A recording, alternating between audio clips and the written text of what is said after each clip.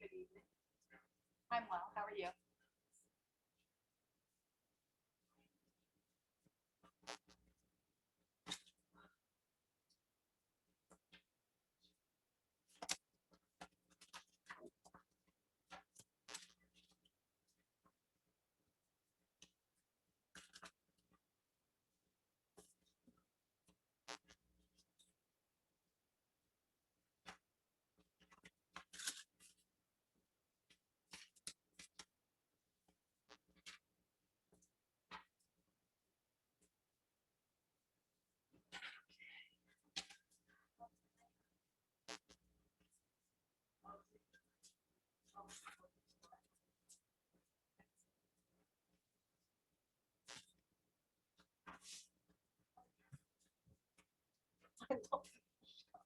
Huh?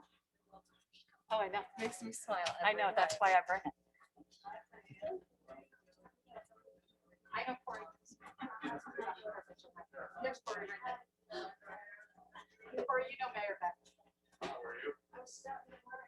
Oh, no, we were standing outside. Sitting outside.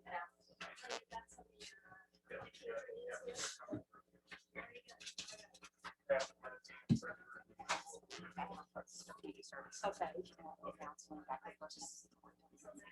Yes. Yeah. Yes, I think. I guess I'll tell him.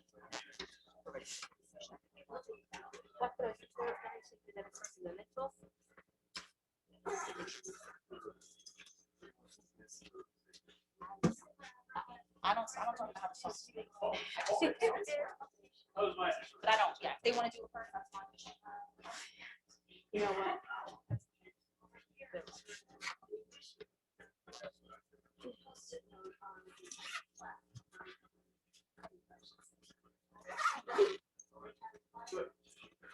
Well, I don't know. Just to make sure.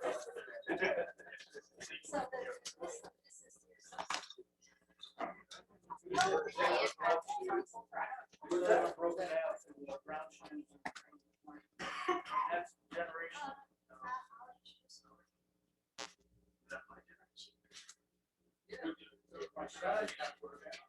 You just tell her.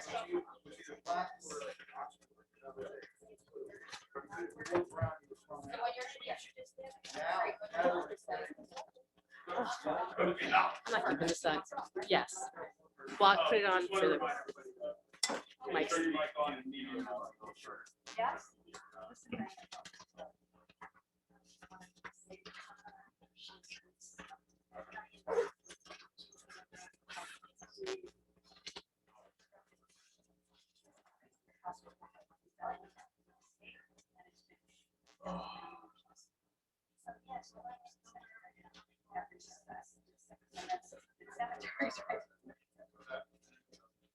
There you go. That's where that comes from. And then the passion house is 20%.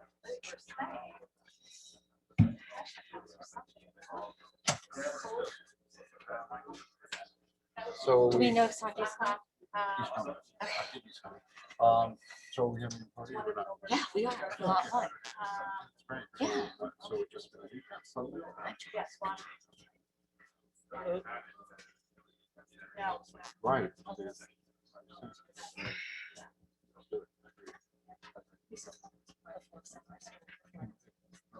So, Yeah, me too. so We're Due for a party. Yes, we are. Time to have some fun. Exactly. Thank you. Hey, what's up? How's it going? Are you fast?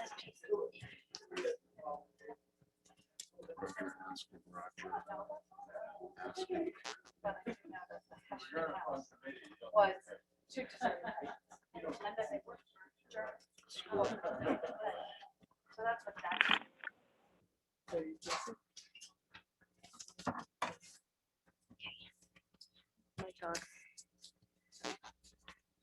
In accordance with Section 5 of the Open Public Meetings Act, be advised that a notice of this meeting was made by posting on the bulletin board in Town Hall and electronically forwarding to the officially designated newspapers that this meeting would take place at Town Hall and remotely at 7 p.m. on Tuesday, May 18th, 2021. Meeting details and the draft agenda were also posted on our township website. Please all stand to salute the flag. I pledge allegiance to the flag of the United States of America and to the republic for which it stands, one nation, under God, indivisible, with liberty and justice for all. Can we have a roll call vote, please? Ms. Miggins? Here. Ms. Eglo? Here. Mr. Wasserman? Here. Mr. Vinayak? Yes, here. Mayor Prupus? Here. Thank you. May I have a motion to approve the agenda? Motion? May I have a second? Second. All those in favor? May I have a motion to approve the February 23rd, 2021 Township Committee minutes? So moved. Oh, May I have a second? second. All those in favor? Aye. Tonight, we have, Ms. Becker is here to, hello, to present the Community Service Award. So would you like to come up to the microphone?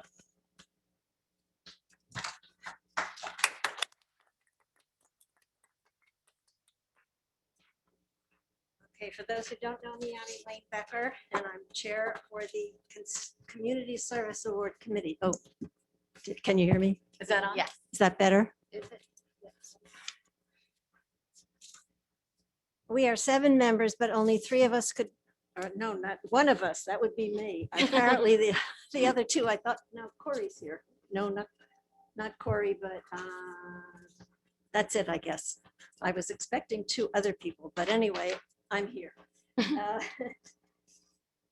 We are pleased to recommend to the Township Committee, the Millburn Short Hills 4th of July Committee, to receive the Community Service Award this evening. This will be the 86th award over the past 30 years, recognizing amazing volunteers in our community. In Millburn Township, our nation's Independence Day is celebrated the whole day, from the raising of the American flag to the fireworks after dark. All of the festivities are arranged and organized by the 14 members of the Millburn Short Hills 4th of July Committee, and with the help of, I think it's more than 100 other volunteers throughout the community.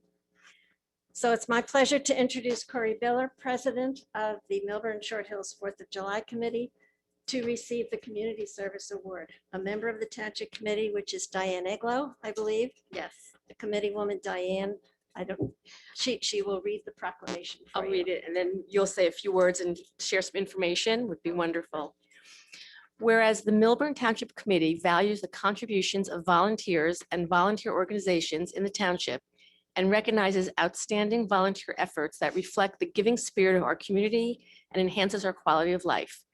Whereas the Millburn Short Hills July 4th Committee, a nonprofit 501c3 organization, was established in 1950 to promote and celebrate our nation's Independence Day by providing games, food, music, fireworks, and fanfare for the township's children and adults, relatives, and friends, all of which is made possible by the support of local residents and businesses. Whereas the Millburn Short Hills July 4th Committee raises the American flag at Taylor Park every July 4th and presents the Patriots Award to a deserving resident in recognition of outstanding service to the Township of Millburn, which is memorialized with his or her name on the plaque at the entrance of Taylor Park. And whereas current members of the Millburn Short Hills July 4th Committee are Corey Biller, President, James Crawford, Treasurer, Jess Berkowitz, Paul Graves, James Kasdan, Michael Miggins, Nick Romano, Mike Safer, Ellen Ceruto, Jamie Ceruto, Jeremy Sokop, Jonathan Sim, Gary Williams, and Philip Zimmerman, in addition to about 100 others throughout the township who volunteer each year, including those from Millburn Police Department, Millburn Fire Department, Millburn Public Works Department, Millburn High School, Millburn Short Hills Volunteer First Aid Squad, Guy R. Bosworth American Legion Post 140, Scouts BSA Troops 15, 17, 19, as well as many township businesses. Now therefore, Mayor Prupus, Mayor of Township of Millburn, on behalf of the Millburn Township Committee and members of the Millburn community, on this day, 18th day of May, 2021, applaud the sterling efforts of the Millburn Short Hills Committee, 4th of July Committee, and the many volunteers who provide Independence Day festivities every July 4th to the delight of thousands of people. So I will share this with you.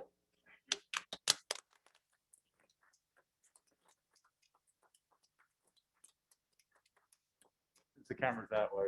Yes. Community's that way. I'll go for this way.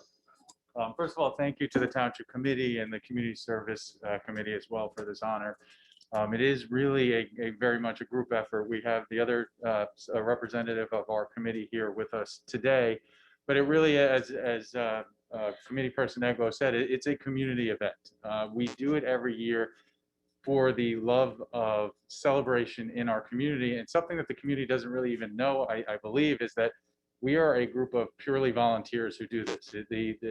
For the most part, the Township Committee celebration, or the 4th of July celebration, is not a township necessarily sponsored event. It's coordinated and fundraised through just a 501c3 committee, which is us, and volunteers.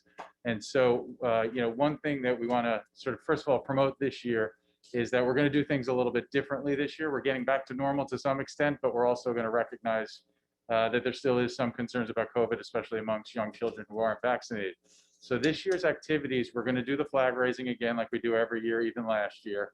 We're also going to do the presentation of the Patriot Award, which this year we're giving to an organization, the Ed Foundation, the Millburn Ed Foundation, for all of their tireless work for our community and our schools, and in particular during COVID, and the technology that they were able to give to our schools and our children so they can thrive during these difficult times.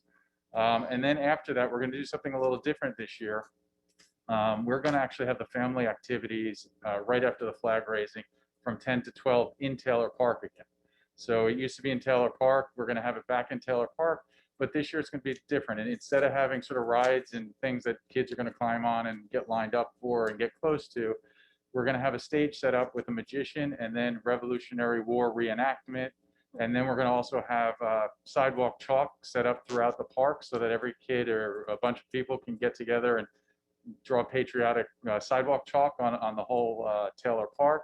And then we're going to have a scavenger hunt with patriotic, glow-in-the-dark flags, all that kind of stuff that kids can wear at night at barbecues and hopefully for the July 4th fireworks. And then so that'll end at 12. We'll have a little break, and then we're going to kick things up like we always do at night with the full fireworks display this year. We're going to have the fireworks display with music going to it. We're going to have food trucks. We're going to have scream trucks. So two ice cream trucks, a nice, it's a custom ice cream truck. And then hot dogs, hamburgers, a food truck with like all American hot dogs, hamburgers, French fries, and all that kind of stuff. So we're hoping, last year we had to do things a little bit different with COVID. We had the little mini parades coming to you, but this year we're trying to ramp up back to normal. But we need the community support because all of this is done through sponsorships, donations, and then ticket sales. So if you're interested in ever joining our committee, you can go to our website or Instagram or any of the social media. Let us know. We'd love to have more members on the committee, but we need daily event volunteers, which really is just about sort of helping coordinate all the activities throughout the day. And then for all the local businesses, we'd love your support. We know that this last year has been particularly difficult, but if there's any amount that you feel that you can donate and become a sponsor of the event, you get signage on the high school for a full week, and you just become part of the community. So that's a lot to say, but I think the township should know about that. We're going to get back to having fun this year and celebrating our independence, and we look forward to seeing everyone out there. So thank you again, and sure, guys, you want to come on up? So go ahead if you want to just say your Sure. Hi, everybody. Thanks for coming, and please come out on the 4th of July. I'm Jim Cass. Hi, Michael Cipher. I'm actually a past president of the committee. Been on for about 10 years now. It's a lot of fun. We need another generation of young families to just keep coming out, bring their kids, join the committee. It's a great day. It's a lot of fun. So that's it. I'm Jim Kofer. I'm the treasurer. Hi, I'm Jeremy Sokup. I'm the newest member. I'm looking forward to it. Wait, may I, Corey, add one thing? If I was reminded, and I don't know if people are aware of this, that fireworks cost $1,000 a minute. Yes. And Millburn gives a full 30-minute show. So all of you out there, do the math. It's a lot of donations are so important. So Corey, if somebody wants to make a donation, how would they do that? So I think we did, Jim, you want Treasurer. to, Jim, our treasurer, will Yeah, explain. yeah. If you go to our webpage, there's a link to our PayPal, and that's one way you can do it, or you can send us a check to PO Box 4 in Short Hills, 07078. that's the other one. And like I mentioned, we are a 501c3, so to the extent you do want to make a contribution, it is tax deductible. What is the website? That I'm not sure. You can Google it. Who do they make the checks out to? The Millburn Short Hills July 4th Committee. That And PO Box 4, it's pretty easy to remember. Yes, it's In been around a Millburn. while. Yeah. PO Box 4 in Millburn or Short Hills? Short Hills. Short Hills, Oh, Short Hills. 07078. Thank you so much. Thank Thank you you. all for the work that you do. Thank you. Thank you.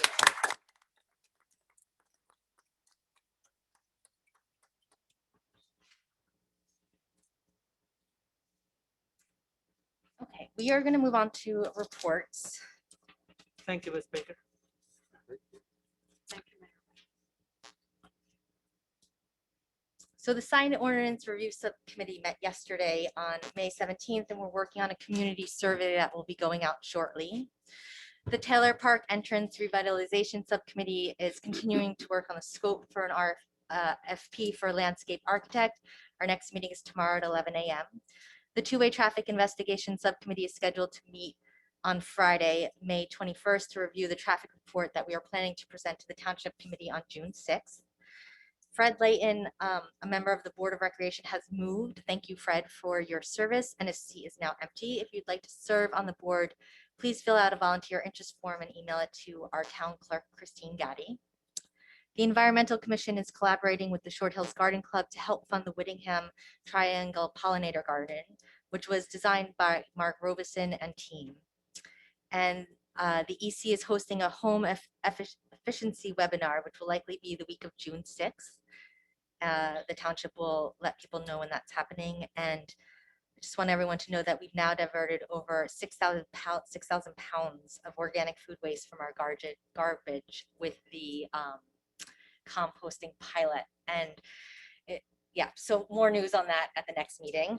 The next DPW redevelopment subcommittee meeting is on May 27th, and we are working on a public engagement plan. So more information about the redevelopment site, plenty of information will be put out to the public. And that concludes my report. Committee woman, Thank you. So the joint 911 dispatch, we met, I guess, last week, is fully employed. Springfield will be joining our joint 911 on June 1st. That would be their EMS and fire will be dispatched through the joint 911, not their police.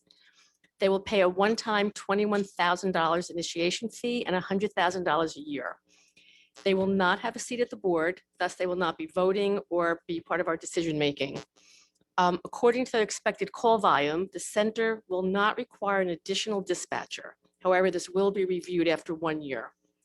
2 new physical stations are almost done, so the center will be at full capacity to which it was designed and intended for. Nomad system is fully ready. If for any reason the center loses power, there will not be a loss of capability or disruption. There's a fully secure backup system in all 3 towns that can be brought up immediately. So it's important to know that this is a lot of constant upgrades to technology, and this is a 100% essential service for our townships. It may seem expensive if you pull it out of the township budget, but there are huge cost savings by having this as a shared service. And in the fall, they're going to come to our TC meeting and give everybody a presentation of all the services that they provide. Thank you.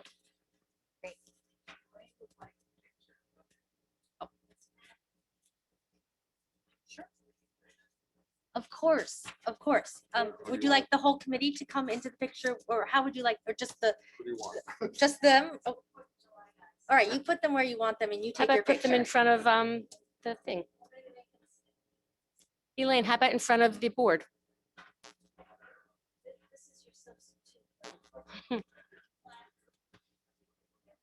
We're gonna take a 5-minute recess in case anyone needs to go to the bathroom.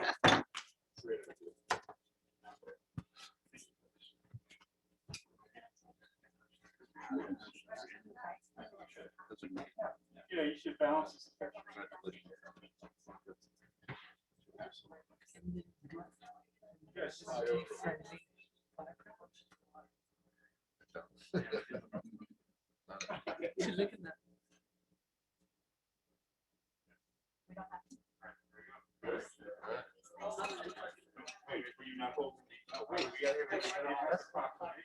Yes.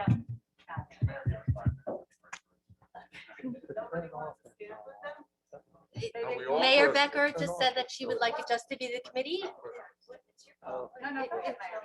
You're good, Mayor. Sure, we do committee. Let's go take one with the 4th of July committee. Everybody up. What a great idea. We need a bigger room.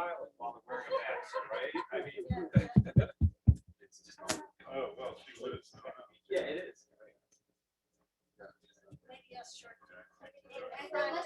Maybe integrate. Let's all integrate together. Sure. How are you? Can you get us all? Thank you. All right,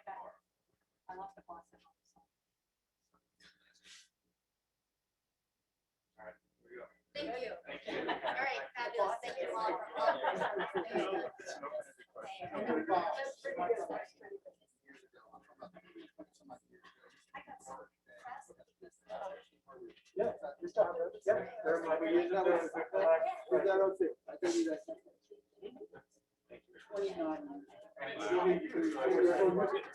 They don't make them like that.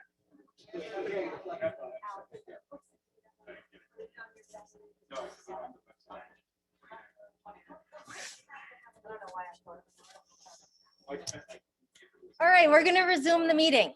So Committeewoman Miggins, are you ready to report? Ms. Megan's ready to report. Yes, ma'am. I have two reports. One has to do with the library. We had our meeting last evening. Just so everyone's aware of this, the library is going to be undergoing renovation. So they are going to close in July, end of July, and be closed throughout the summer, probably through October. They're going to be closed for about 4 months. So we're trying to find a pop-up library area for them within the town, within the community. So the director of the library is looking at different spaces for a pop-up library. So if anyone knows of any commercial space that would be willing to rent for 4 months, make sure you reach out to the library director. And it will be back up and running by at least election day. We'll have to be back up and running by, so say November 1st. But just so everyone's aware, I don't think most people are aware, we'll be closing down for at least 4 months. So they are looking for space to just have that little pop-up library. And then also, I'm thrilled, of course, we're having our Memorial Day parade this year. We didn't get to have it last year because of COVID. So that will be on Saturday, the 29th of May. And we'll start, we're going to start at the old Wells Fargo, and we're going to march down Millburn Avenue, over Whittingham into the park where there'll be a ceremony.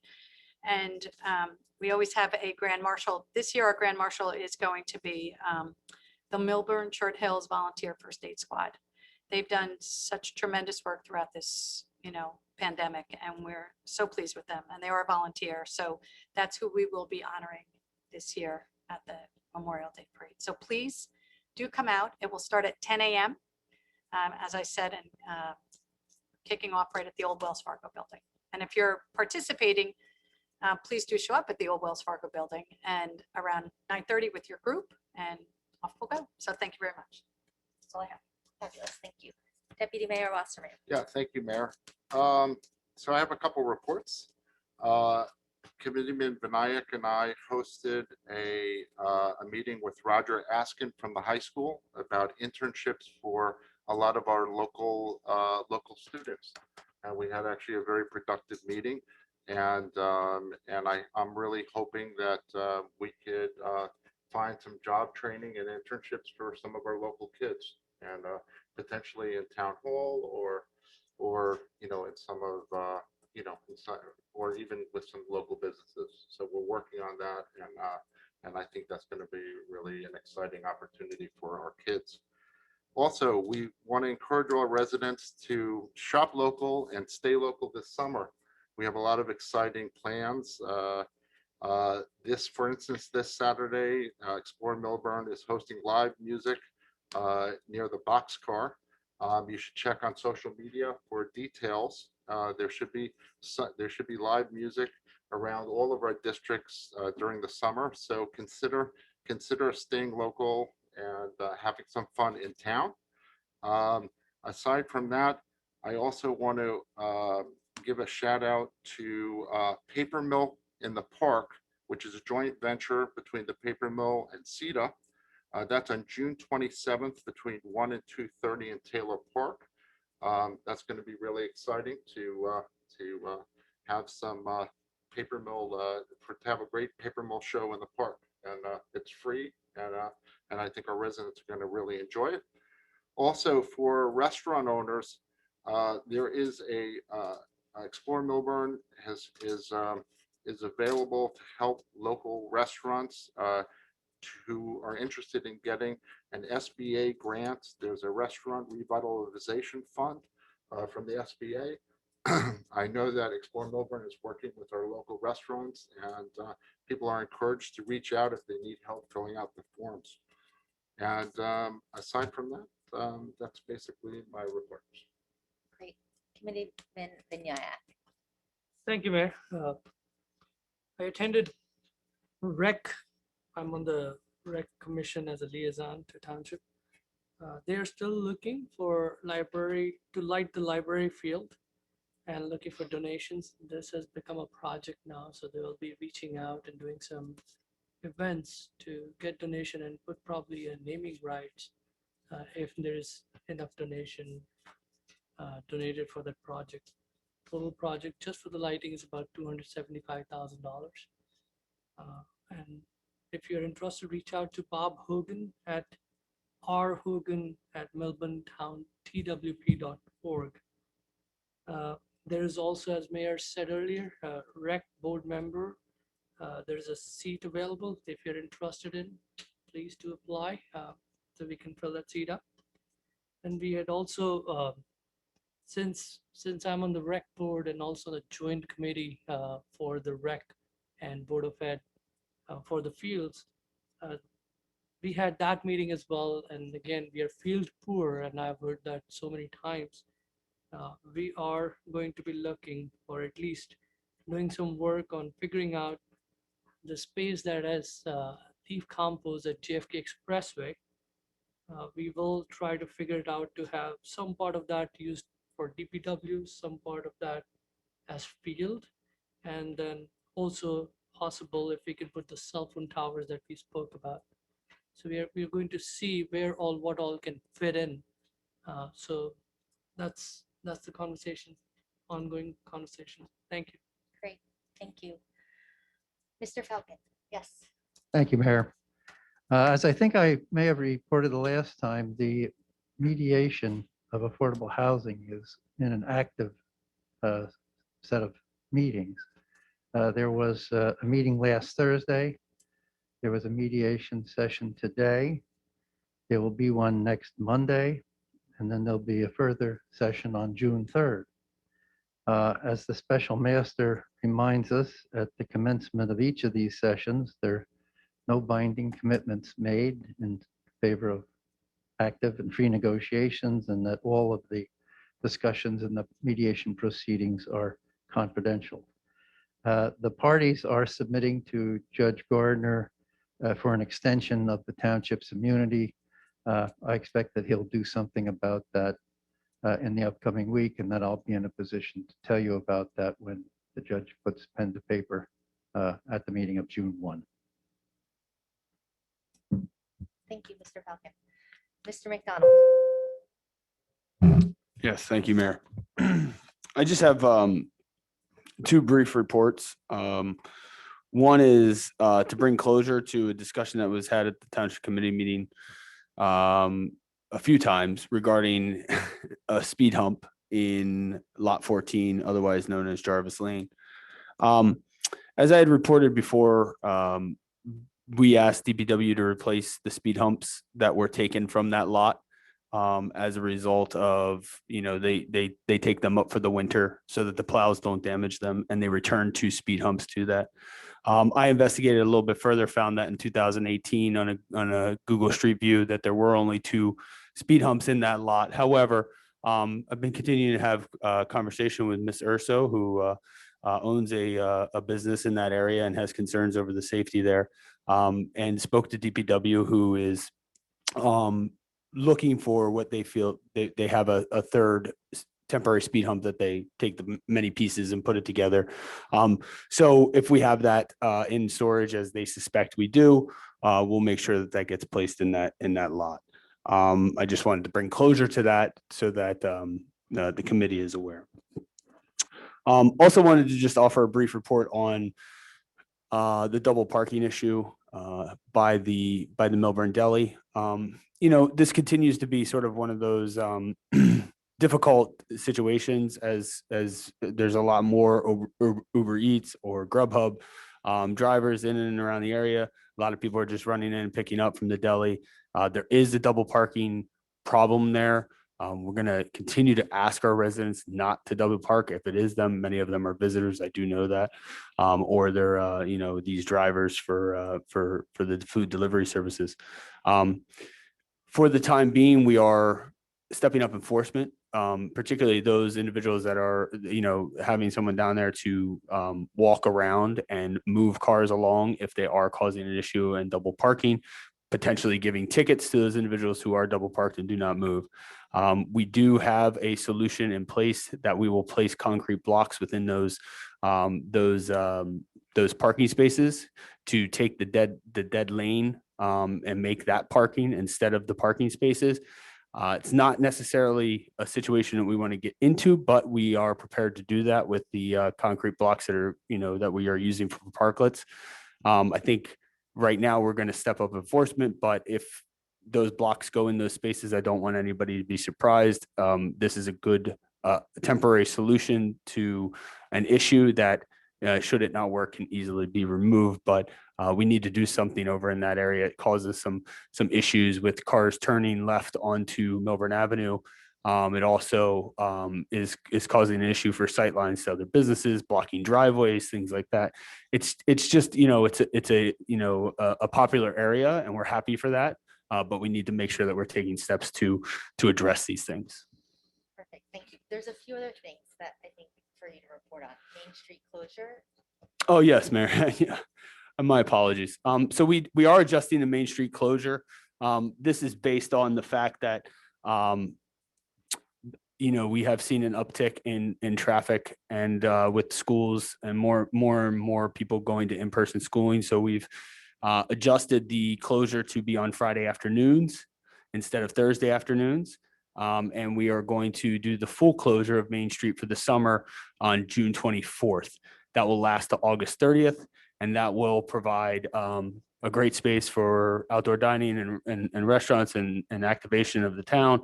But we want to make sure that we're cognizant and flexible of the shifting situation. And we do see a little uptick in traffic and want to be cognizant of that as well. Great, I have three more things. Sure, I'm ready. We had our parking ad hoc meeting, so can you talk about the commuter parking change? Yes. A little bit? We are looking to adjust to the commuter lots a little bit more flexibility for all day parking. Currently in lot 9, which is the library lot, there is all day parking offered to our residents. If you have a resident sticker, you can pay $10 for the day to commute into New York City or wherever you may be going on the train line. Obviously that parking lot is a little bit out of the way, and our current commuter parking lots are not being utilized. We are going to make an adjustment to allow for additional all-day parking spaces in lot 7, which is the main Millburn train station commuter lot. That is our initial focus. We will also be looking at lot 3, which is the main Short Hills train station commuter lot, and see whether we can have pay stations installed there. But certainly in lot 7, pay stations will be installed to allow for all day parking. So our residents with a resident sticker can park in a space, pay all day, and go into the city to add flexibility as people are kind of starting to go in, starting to not, their schedules are going to vary quite a bit. And we'll have to continue to evaluate and adjust based on what is happening with our commuters into the city. This may start to be more of the model than necessarily commuter permits, but something that the parking ad hoc and the township are keeping an eye on. Great, awesome. A plug for the resident shopper parking permit. Yes, we've gotten 25 of them so far, which is a great start to something that we just started in April. We have resident shopper parking permits available. They can be picked up and, or, you can apply for them online as well as in terms of downloading the registration and providing, getting the necessary paperwork together, can be submitted to the tax collector's office. And then you can use that shopper parking permit to park downtown, B3, Upper Millburn Avenue, Chatham Road, wherever there's paid parking on the street or parking lots for the time limits that apply. And you don't have to worry about feeding the pay stations, putting in your license plate number, or otherwise having coins in your pocket. And how much are they? They're $52 prorated right now. No, I'm sorry, $40 prorated. Right. That's a pretty good deal. It's a great deal. Yeah. Yeah. Pretty amazing. I think. And then, do you want to give just an update on the Upton with the numbers of school children? Well, we did have I had a brief conversation with the Upton regarding how their leasing is going, and I want to be careful because I'm not going to have exact figures. However, the Upton has provided information that is showing that their current leasing of the building is trending towards an older demographic, 55 and older, and not producing as many school children as I think that a lot of people were predicting. And right now they have about half of the places leased, and they have about 15 school age children in that building. Great. So And we'll have solid, we'll have solid numbers from them. They're putting together a report for us that we will post on the township's website so that everybody is aware. Awesome. And I just want to remind everyone that we are working towards coming back to normal and having in-person meetings and live stream only. So we would no longer have the Zoom option probably around August. So I want to keep saying so people can plan for that and know that. Mr. Molman, any reports tonight? Nope. Okay. Great. So we have a few presentations tonight. We're going to start with the Millburn Municipal Alliance update. And we have Miss Heather Genqueen today to report to us. Thank you.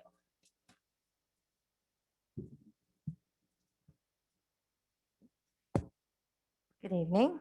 Good evening. It's been a wild year for MMAC, and I felt like, we weren't as present as we had been, but as I sat down and kind of created our year in review for your presentation, I'm actually really surprised at how much we were able to accomplish this past year, despite all the challenges and schools being hybrid and virtual. So I just want to say a thank you to all the support we've gotten from the township and from our board of volunteers that have worked this year, because I'm very happy with how we've been able to pivot. We started the year out with some parent education. We've continued our Empower Hour series with our board member, Nancy Kislin, who's a licensed clinical social worker. She's been a longtime board member. I think this is the 20th year of doing Empower Hours. And we had a 3-part series kind of addressing different challenges that families were facing during COVID. And as I'm sure you've noticed too, virtual presentations, we get a lot more participation than we've had in the past. So we've reached a larger audience for some of these programs, which is a great surprise. We were able to fund the peer leaders in both the high school and the middle school. A lot of the funding went to pay faculty advisor stipends. So they've given so many hours to the kids, recreating programs, finding ways for them to continue all the good work that the peer leaders do and the important lessons that they're learning through new avenues. So that's been a wonderful way to support them. Then in October, we had Week of Respect.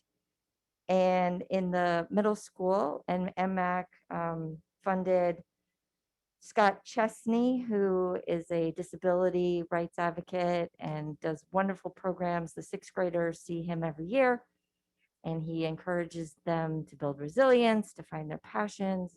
It's a very empowering program. 7th grade had a program with Detective Barbosa, the juvenile detective in town, kind of talking about internet safety, digital citizenship, upstanding, how they can be upstanders in their communities. It's a wonderful program. And then the 8th graders, we brought in Dr. Fowlin. We try to bring him in every year because he's a wonderful program. He talks about the importance of acceptance of people of all kinds, whether gender, race, religion, and a lot of powerful messages that he provides. Then in the elementary school, we were able to do Red Ribbon Week. It looked a little bit different. We weren't able to work with our seniors, senior citizens to make the ribbons, but we had a troop of volunteers, made them at home, and we decorated all the schools.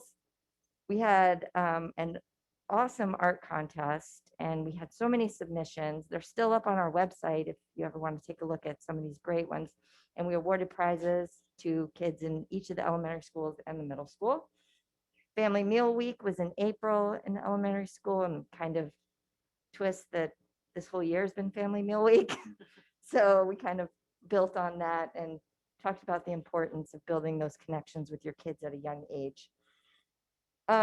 The high school peer leaders are also doing a lot of work with cross-age teaching. They've created videos that have gone into the 4th grade. So they've been able to make those connections with the kids virtually. They're planting red flowers to remind their peers about staying substance abuse free. And we're just this week, MAC purchased the licensing for a documentary called Haze. We've shown it in past years, but we're bringing it back this year with some of the hazing tragedies that have occurred nationwide. We felt, especially this year, kids will be going back to school, and it's kind of like that freedom. And we just want them to be aware of the dangers that can occur with hazing on college campuses. 5th grade, they are still doing the DARE program. We have our BMX celebration assembly in June, which will be outside and the kids will be together. It's going to be great. And we've had other parent education programs on marijuana and stress and anxiety. And we're continuing to work and support programs with some of our community partners, including Partnership for Drug-Free New Jersey. We participated in Knockout Opioid Abuse Day, Take Back Day with Millburn Police. Our Essex County ADAPT program, we've been very active with them. And the Consortium of Student Assistance Coordinators with their, I think it's every other month they do a parent wellness series. So while we're not an advocacy organization, we're here to provide community education, support. We just want to continue to thank you for everything you do to make sure that Millburn is a safe and healthy community for all of our families. Thank you for the work that you do. Thank you. On to our next presentation, we have Mr. Jeffrey Pole here to talk about the former Millburn Exxon service station remediation update. Okay. Good evening. I'm Jeff Powley from TRC Environmental Corporation. I'm a senior project director and a licensed site remediation professional and a professional geologist.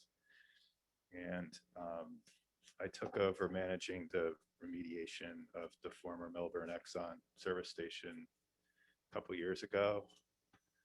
And with that, I began to review the past work and to try to find a pathway to, complete the remediation in compliance with the regulations. And we presented to the town, I think it was back in February 2020, a plan to finish up the delineation of the soil contamination and track the injection program that we did in 2016 to see if the groundwater levels were decreasing or stable. And we were hoping that we would see a decreasing trend. We also had to vertically delineate the groundwater plume. And we were hoping that we'd be able to do that too without having to go back another day and finish work. And we were successful there. We were able to vertically delineate the groundwater. we returned to some older soil samples and we're able to resample those locations, and we found that the levels had dropped below, for the most part, below standards. I'll get into some of the details now. Can you go to the next slide?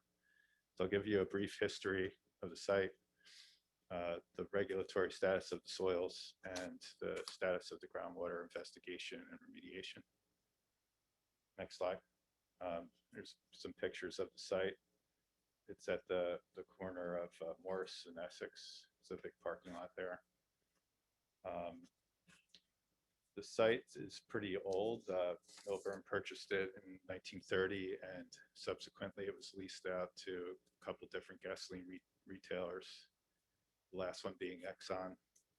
In 1987, there was a spill from the tanks that was detected, and in 1989, the tanks were removed, and it was the use of the site was converted into the parking lot that you have now. The investigation started in the late 80s and continued on for several years off and on until we took some more aggressive steps in 2016, which was the injection of the chemicals into the subsurface to treat the groundwater and soil. And in 2020, as I said earlier, we did some additional work to tidy up the delineation. The reason we went back and did that is because the DEP has been telling us over the last couple of years that they want to see what they call delineation at 360 degrees around the contamination. A lot of gas station work, people just kind of went out horizontally to delineate, and they didn't go vertical. And if you go to the DEP to try to close out the case and you didn't do vertical delineation, they would pretty much reject your request to close it. So that's the reason we went back and did some of the work. Next slide. So with the soils, as I said, we completed the delineation, except we did have one location where the result was still above the standard. So we had to step out and delineate that towards Essex Street a little bit. And we were successful there. We also confirmed, as I said earlier, that the levels of VOCs in the soils dropped. So they're, for the most part now, they're below the standards, except one location. Next steps with the soil are going to address that contamination from the gasoline, but also there's historic fill material. So I think that at one time the site, the river probably, kind of flowed through that area, and it wasn't developed. And in order to make it usable, it was filled in with soil. And back when they used to do that, sometimes that soil was contaminated from wherever it came from. And in this case, we determined that was the case. So there's what they call historic fill material that we have to address with the deed notice. And also, once we establish a deed notice, we'll be submitting a remedial action report on the soil and applying for a permit for the historic fill. I'm hoping that what I can do with the VOC one hit that's left is do what they call compliance averaging, where I could take the cleaner samples and that sample average them together, and it should drop below the standard. So we're going to try to do that so we don't have to include that in the deed notice. Groundwater. So the injections for the most part worked. What we noticed was that there was a decrease in the size of the plume and a decrease in the mass. And what we're looking at is we've also noticed decreases in the concentrations in the wells, especially in the wells that are on the outer side of the site. Those have dropped below the standards, or they're clean now. And what we're hoping to do is apply for a permit with the DEP and get them to approve monitored natural attenuation for the site. And then we'll, if they approve that, I'll be able to issue what they call a response action outcome letter to Millburn and close out the case. But the case actually won't really be closed. We'll have to, because there'll still be some lingering contamination over time, we'll have to monitor that probably like once a year, once every 2 years. I'll probably try to go for once every 2 years and see if they'll approve that to save some money. See how it goes. Next slide. So this is just a graphic representation of the benzene part of the gasoline plume under the site. And this was in the earlier days, in the early 2000s. So what you see is the yellow is the lower concentrations, generally below 100 parts per billion. And then the orange area is the concentrations between 1,000 parts per billion and 100. And then the red ellipse is by the source. And all the concentrations of the groundwater contamination inside that red area is above 1,000. Next slide. So in January 2016, right before the injections were done, the plume had already shrunk somewhat just by natural attenuation. Next slide. Then we injected the amendments into the groundwater, and you can see that the red dot's gone. The concentrations have dropped below 1,000. The plume has shrunk. And we think that this visual line of evidence is going to be really key when I apply for the permit for the town with the DEP to get them to approve that approach that I mentioned. So that's all I have for today. If anybody has any questions. Hi, thank you for coming tonight. This is being paid for by Exxon, correct? This is being paid for by the township? By the township. Ah, How long would this project take now? How long will it take? The project should take, I would say, another year for us to get everything, all the paperwork. Right now, it's like a paperwork exercise. We have to file a deed notice and file some other papers and gather all that stuff together and submit it.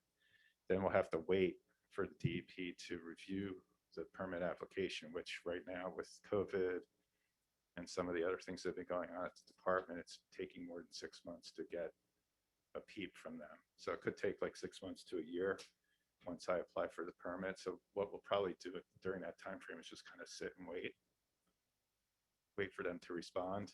And when they do, hopefully they'll approve it. And then the duration of the permit is going to depend on some calculations that we have to make based on the trend of the concentrations in the wells over time.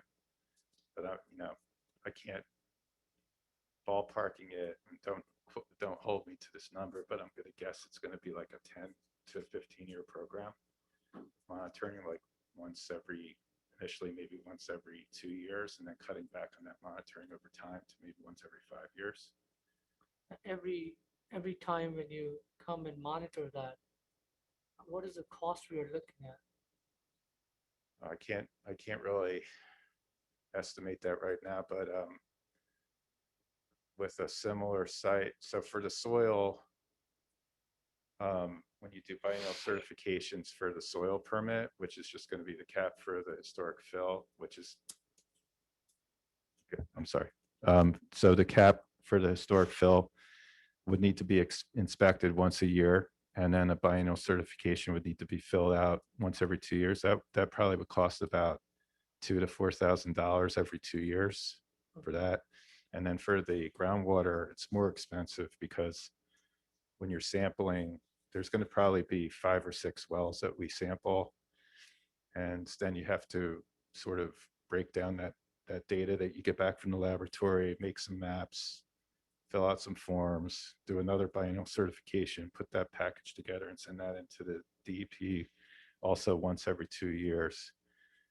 So it's probably going to be, I don't know, maybe 50 to 50,000 to 100,000 over a 15-year period.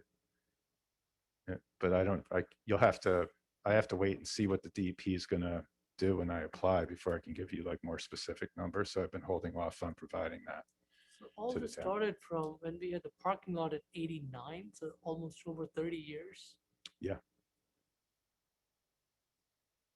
Okay, thank so you. if I might have asked you this over the past few years, why is Exxon not responsible for this? Because the township owned the property. Even though it was leased to a gas station and it was their spill? That is so sad. It's in New Jersey, it's under the New Jersey Spill Act requires owners, when they discover the contamination, to clean it up. And if you could, if you wanted to try, you could sue Exxon, but I think that might have already been attempted. I'm not familiar with the older history of the case. I think you're myself. I'm nodding kinda new yes. to it, but Mm. And we actually have Joanne Voss who may be able to weigh in on this. Right. On the Zoom. But before we bring Joanne maybe on to answer that question, Mr. Pally, I think part of the your being here too is that there's a change order on the consent agenda. That's correct. So if you might maybe just explain that a bit. too, Sure. just- So last year we proposed a budget of $107,000. And so far we spent to date 83,000 of that budget. And so at that point, we decided to take another look at the work we've accomplished and what we have left to finish. And some of the work that we did already cost a little bit extra more than we expected. For example, the installation, the vertical delineation of the groundwater and the installation of the permanent well for that. And also the soil delineation, we had to step out from one of the locations towards Essex Street to get the full delineation. And based off that, we spent some of the money from some of the other tasks to cover that cost to keep us from at least going over budget on some of the different phases in the project. In order to complete some of the paperwork that we have to submit, we're asking the town to approve a change order of approximately $14,000 additional money, which would allow us to complete pretty much the administrative part of the project at this point, the report writing and all the documents I mentioned that have to go in with the applications. Jesse, do you have Joanne on there? I can't see you up there, but Not yet. okay. We're still, the presentation's still on. You can take the presentation down unless you want to see something else. I see her now. Joanne, do you mind speaking to the history of this just briefly about and what makes the township responsible? Yeah, I would be happy to do that. So the town owned this property since 1929, 1930. It had been leased to various gas station operators over the years. In 1975, it was being operated by Exxon. As Jeff told you before, there was various discharges in the tanks that were being used in the operation. There were 18 underground storage tanks that were removed. In 1992, the township did, as I understand it, institute litigation against the responsible parties, those being Exxon, carriers for various gas station operators. They all banded together, all the defendants in that litigation, and they chipped in $215,000, gave that money to the township in 1992. And in exchange for that payment, the township released those responsible parties from any liability, and the township assumed the responsibility to conduct the cleanup. And to be fair, the township is considered under the law, as Jeff was starting to say, under the Spill Act, a responsible party because it is an owner. And also in this case, because they were leasing to the discharger and there was a pecuniary benefit to the township during those leaseholds. So the town is a responsible party under the law. And that's why the town has picked up the remediation and is continuing to do the remediation in accordance with the remediation timeframes that are implemented under the administrative rules for the remediation of contaminated sites. I'm sorry, she is. Sorry, Joanne is from Kit's firm. She is Yeah, sorry. specializes in environmental law. Thank you. Now, she is the attorney from our side. This gentleman is from the project side who's working on this project. Is someone from our payroll, from township payroll, the project lead on this, who understands this whole project? Your township engineer. Okay, so maybe a report from her, what we just heard, and the ETA, and so she understands the project. I feel comfortable that I'm signing on the right amount. Both both of them, I respect both of them, but someone from our side needs to be really on top of this. Another 15 years this project is going to go with. Maybe there's some shortcut where if we build something there from our township, we'll stop this project. I don't know what the answer is, and there may not be any answer, but some kind of report from our technical lead on this would be helpful. Martha Callahan has certainly been following this for the many years that this has been going on, during my involvement at least, anyway, since 2012. And I know that Martha has a good handle on the facts and what's going on. She looks at the maps, the sampling maps, and so on and so forth. Jeff, though, is the licensed site remediation professional who is in charge of the site. He has a special license that's been granted to him by the state, which essentially allows him to stand in the shoes of the DEP. When the Site Remediation Reform Act was adopted years ago, it basically privatized the oversight of remediation. And so Jeff is standing in that position now. Jeff has been in this role for several years, but before him, it was Dr. Zaman. Some of you may remember Dr. Zaman. He was on it for years prior to Jeff, same firm, TRC. So there has been a level of continuity, but I can appreciate what you're saying, Committeeman Vinayak, and I can talk to Martha about that. Thank you. If I may say, I am trying, as the LSRP for the project, I am trying to balance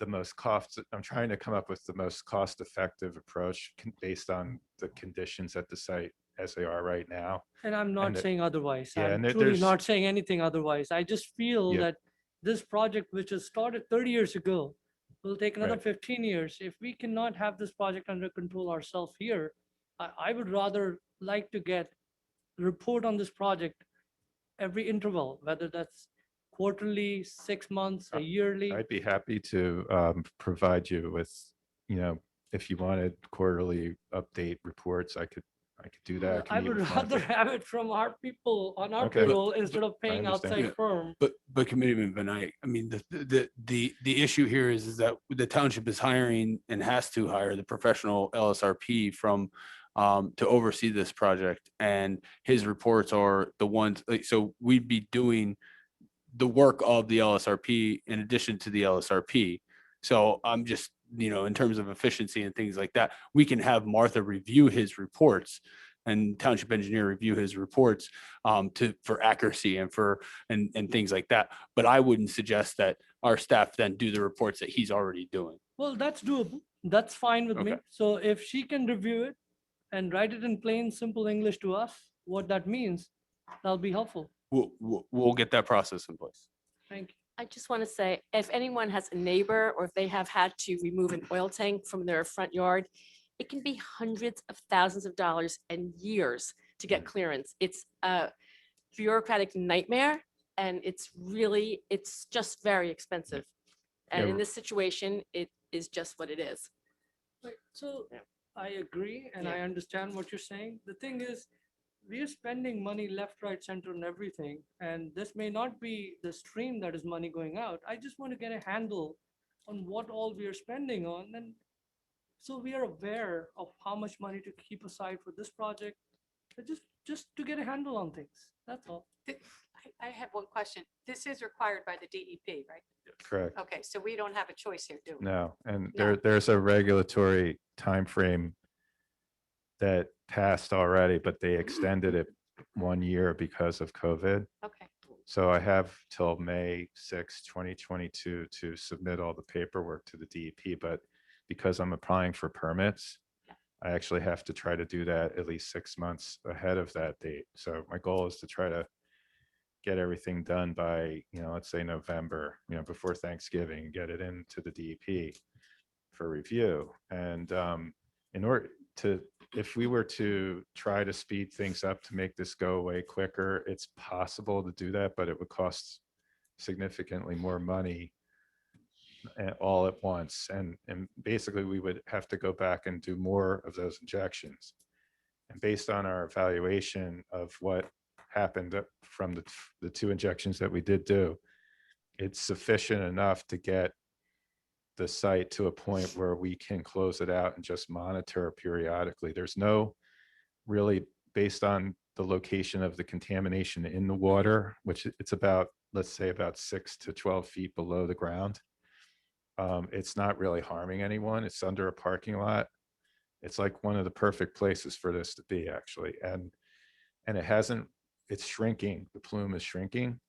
It's not leaving the property, and where it can affect, another property owner's building or something like that. So it's pretty much under control.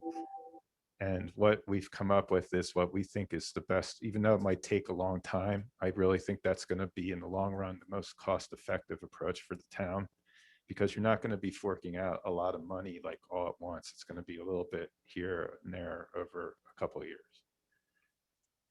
So, Thank you. you're welcome. Any other questions? Thank you for your time. Thank you. Thank you. And our last presentation tonight is on community energy aggregation from Concord Energy Services. And Mr. McDonald, do you want to? Yeah, so we're pleased to have Vicki Malloy from Concord Energy Services here to explain to the Township Committee community energy aggregation. Although she represents Hunterdon community aggregation, this is going to be a brief presentation more about how community energy aggregation works and what it looks like. So happy to have Vicki here. And then we will be voting on the first. We will be looking to finalize the ordinance to permit the township to enter into community energy aggregation, and then a resolution following that to become part of the group, the Hunterdon group.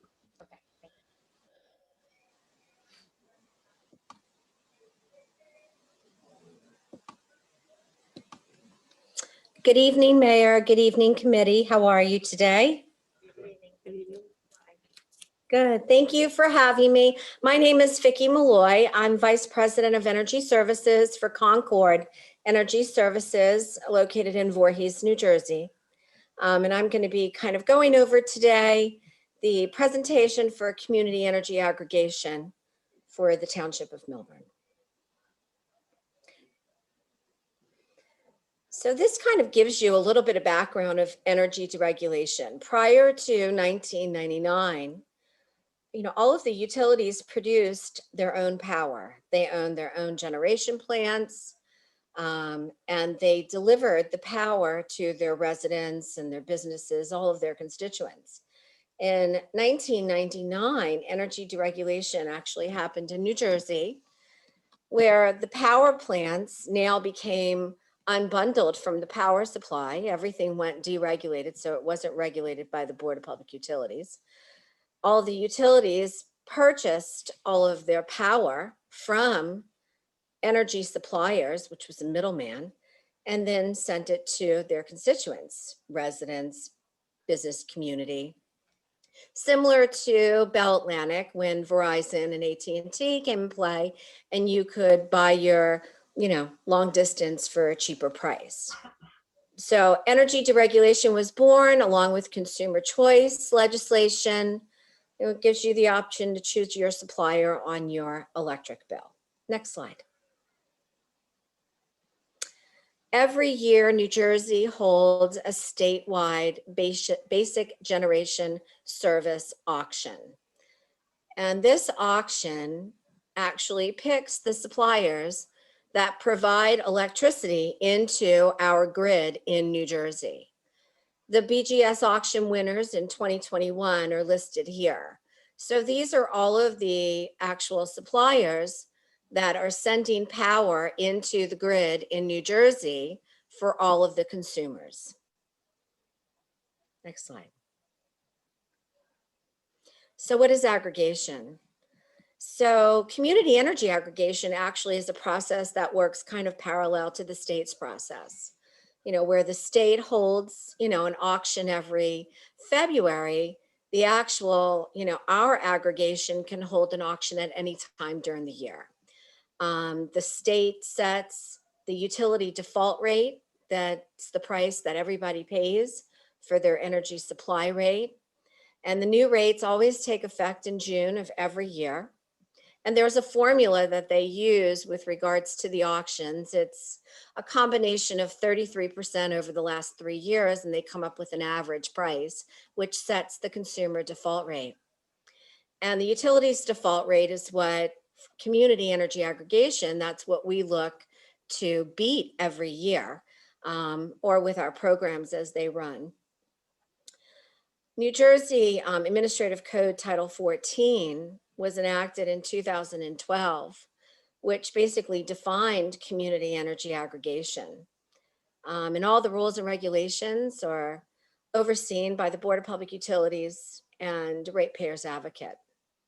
So community energy aggregation replaces the default rate with a new price based on the community's local usage. It's a bulk purchase of electricity from a third-party supplier.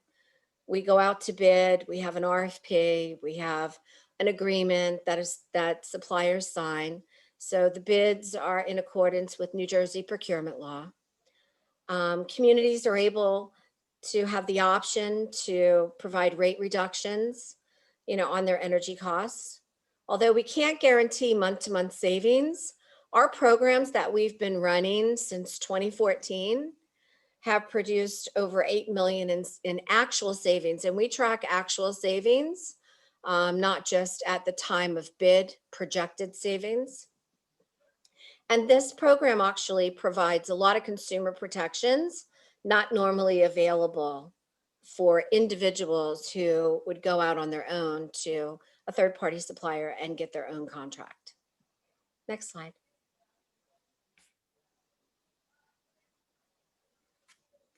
So the process, it's pretty simple. The ordinance process, which I believe the second reading is tonight, and the ordinance is adopted. There's a couple of resolutions that we have to pass in order to join a cooperative or to sign documents. And then there's, our government energy aggregation agreement. There is a utility agreement. There's a couple of agreements that need to get executed too as well.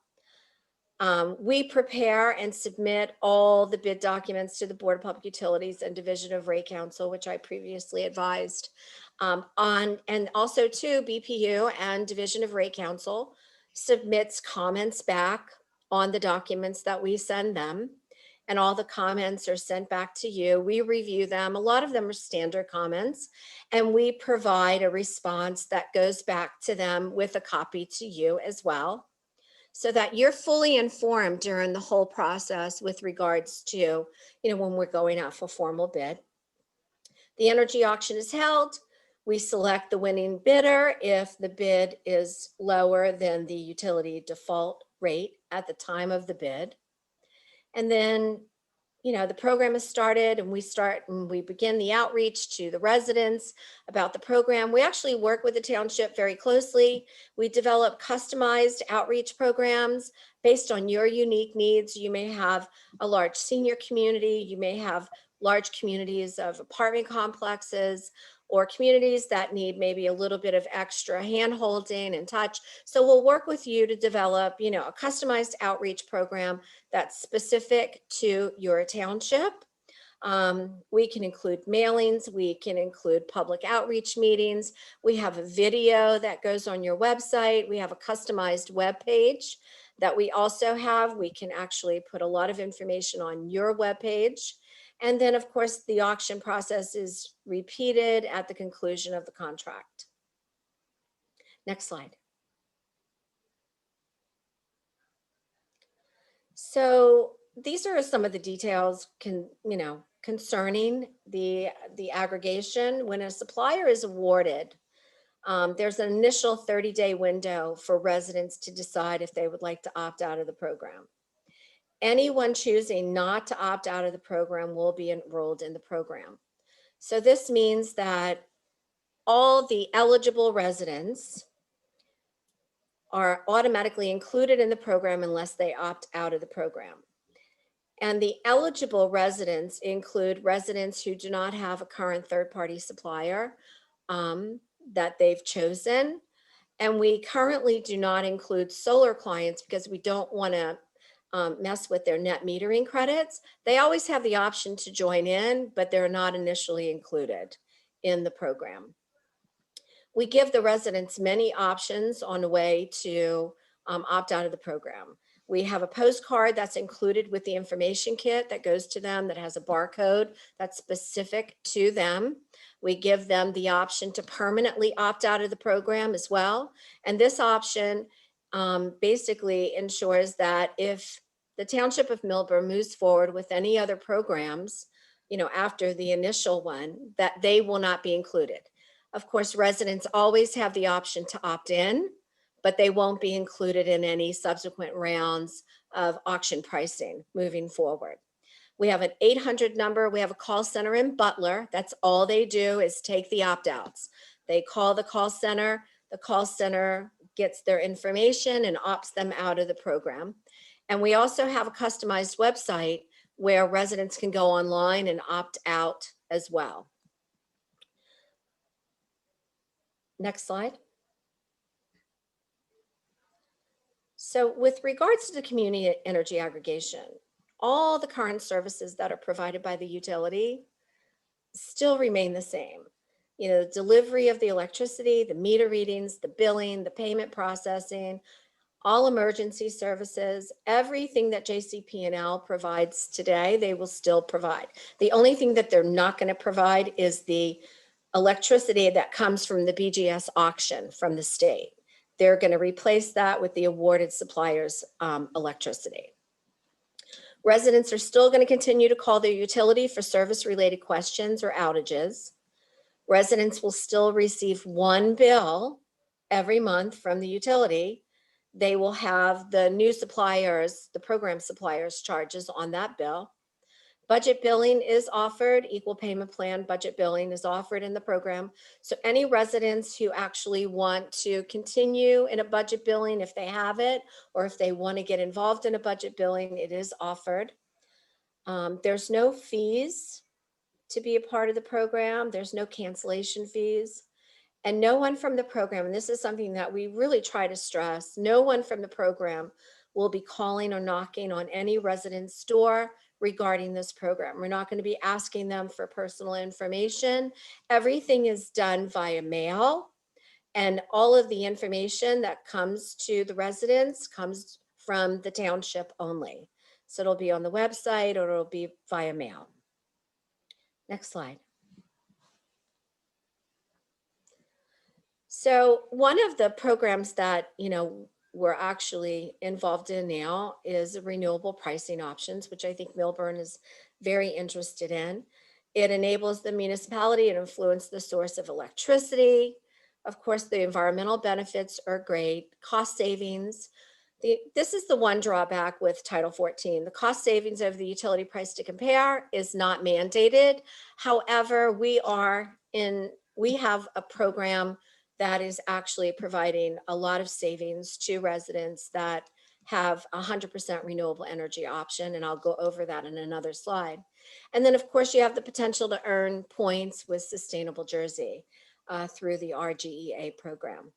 One of the things that we do recommend for municipalities that consider a renewable pricing option, because it does have a higher pricing point than the normal price to compare with the utility.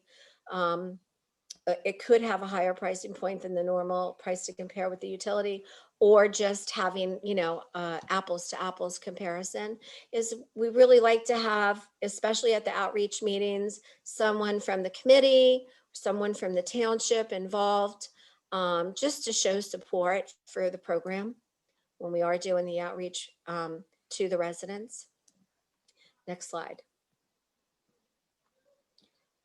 And I think you can, this is a sample JCP&L bill. It's one of their old, they just actually changed their design a little bit, but JCP&L, the two yellow arrows, they actually put on their bill every month, this is what you would have paid if you were with the utility. And the only thing that we are going to be replacing is the basic generation service line. So that cost only. They're still going to get the customer charge from JCP&L. They're still going to get the delivery charges from JCP&L. The only thing that we're replacing in the program is the basic generation service charge. And I think there's another part to this slide. Maybe. Okay, next slide. So some of the benefits with regards to community energy aggregation. So there's a lot of consumer protections that are available. The township is basically offering residents an option. Although everybody is automatically included, it is another option that the township is offering to a resident. So you have the option to stay with the utility, you have the option to go to a third party of your own, or you have the option with the township. Residents can get in and out of the program as much as they want, whenever they want, and there's no fees or penalties associated with, coming in and out. So if they see a better rate somewhere else, they can definitely opt out and go for that rate. Or if they just, when they're in a current program and the township's rate is better, they can always, get into the township's program. There's no predatory contracting. There's no fees of any kind. And we do not do variable rates within the program. So all the rates are fixed. Something that happened, and we got a lot of questions from some of the towns with regards to Texas. Texas got hurt recently because of the power outages. A lot of residents and businesses were on variable rate programs, which means that their rate changed every month and that they floated with a market type price. Our program protects residents against that variable rate. So the rate is fixed and the rate is constant. So there's no types of issues, with the power outage or anything like that that would happen to the residents. The rate would remain fixed throughout the contract. So we have the reduced rates and budget stability that's offered through the program. Like I said earlier, there's flexible participation. The residents will continue to receive one bill from JCP&L. Budget billings offered. All outreach is done by our team. So I have a team of men and women that work with me, and all of the outreach is done by us. We handhold our programs. We also have a call center that we have internally. That's a round robin that even I get on the phone and answer questions for residents, as they come in, as the programs are starting. So we do offer that option too, where we kind of take control for the program just to make sure that, all questions are answered and that it's a success for the township. We also have a reporting tool for the municipalities such as yourself, and we also have an option for the residents, where you can track and view the savings throughout the program, and we track actual savings. We don't track the projected savings at the time of bid. Some of our competitors will, go out and they look at the projected savings at the time of bid if everybody was involved in the program. As we know, there's attrition and people fall off. The opt-out percentage is somewhere around 20%. That's kind of the average. So we actually look at through the program and the savings, the actual savings, we track it on a monthly basis. And we have those reports available for you. We feel transparency is very important with these programs, especially when you're, looking at your community and you want to offer them a program that you feel is a good choice for them. Residents can opt in and out of the program options. We even have online where they can, opt into different programs. So the one program that we currently have right now, it's the default base program where we're basically competing with JCP&L and the renewable energy that's in that rate. And then there's an option for 100% renewable. And I'll go into that on this slide. But we have the option right online where residents can opt, up, in, out, right online for them. Next slide. Why choose our team? We have between CUC and Concord, CUC has been in business since 1975. Concord's been in business since 1989. We have energy professionals, utility background. We've sold third-party electricity. We've, been involved with the sale of natural gas. So we have a very strong energy background in all facets. All education and outreach efforts, mailings, response tracking, we do it internally. We kind of micromanage it, but we felt that, with lessons learned, we felt that that was the best way to kind of handle these programs. We're currently running multiple successful GEA programs in New Jersey, in JCP&L service territory. We have an in-house energy auction platform that was originally approved by DCA, and we've used it for the e-procurement program until just recently when, that got opened up to everybody. We custom built a proprietary aggregation tracking software. So we track all of the documents, we track everything internally. So everything is available to the township at any time. If you can't find something, we can definitely give it to you. And we're a local New Jersey team committed to succeed. Next slide. I kind of went over these a little bit. We currently have 63 towns under contract. These are some of the recent hires. Gloucester County is looking to do a county-sponsored GEA cooperative program. They hired us. We were recently hired by Sustainable Monmouth Cooperative to run an 8-town RGEA cooperative program with 8 towns in Monmouth County. And we are actually working with the County of Bergen. Bergen is looking to implement a community energy aggregation program. So we are actually doing outreach to towns right now and surveys to see if towns are interested in potentially participating in a county-sponsored aggregation in Bergen County. And we currently have the largest GEA cooperative in the state. Actually, it's now 17 towns. I should have updated that. Next slide.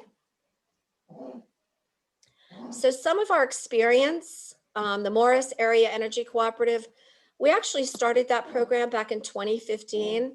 And getting the towns together, the first bid actually started in 2016. We recently added Jefferson Township, and Denville just recently joined back in April. We just saved that program over $2.2 million since its inception, when the program started running back in 2016. Sussex Warren Area Cooperative, that includes 15 towns. Next slide. The Hunterdon Area Energy Cooperative, which was established in 2018, that currently has 17 towns. This is the cooperative that I think Millburn is looking to potentially join. We just started a new program with them, so we're on the second round of the program with them. And this was a pilot program that we started with an enhanced renewable energy option, 100% enhanced renewable energy option.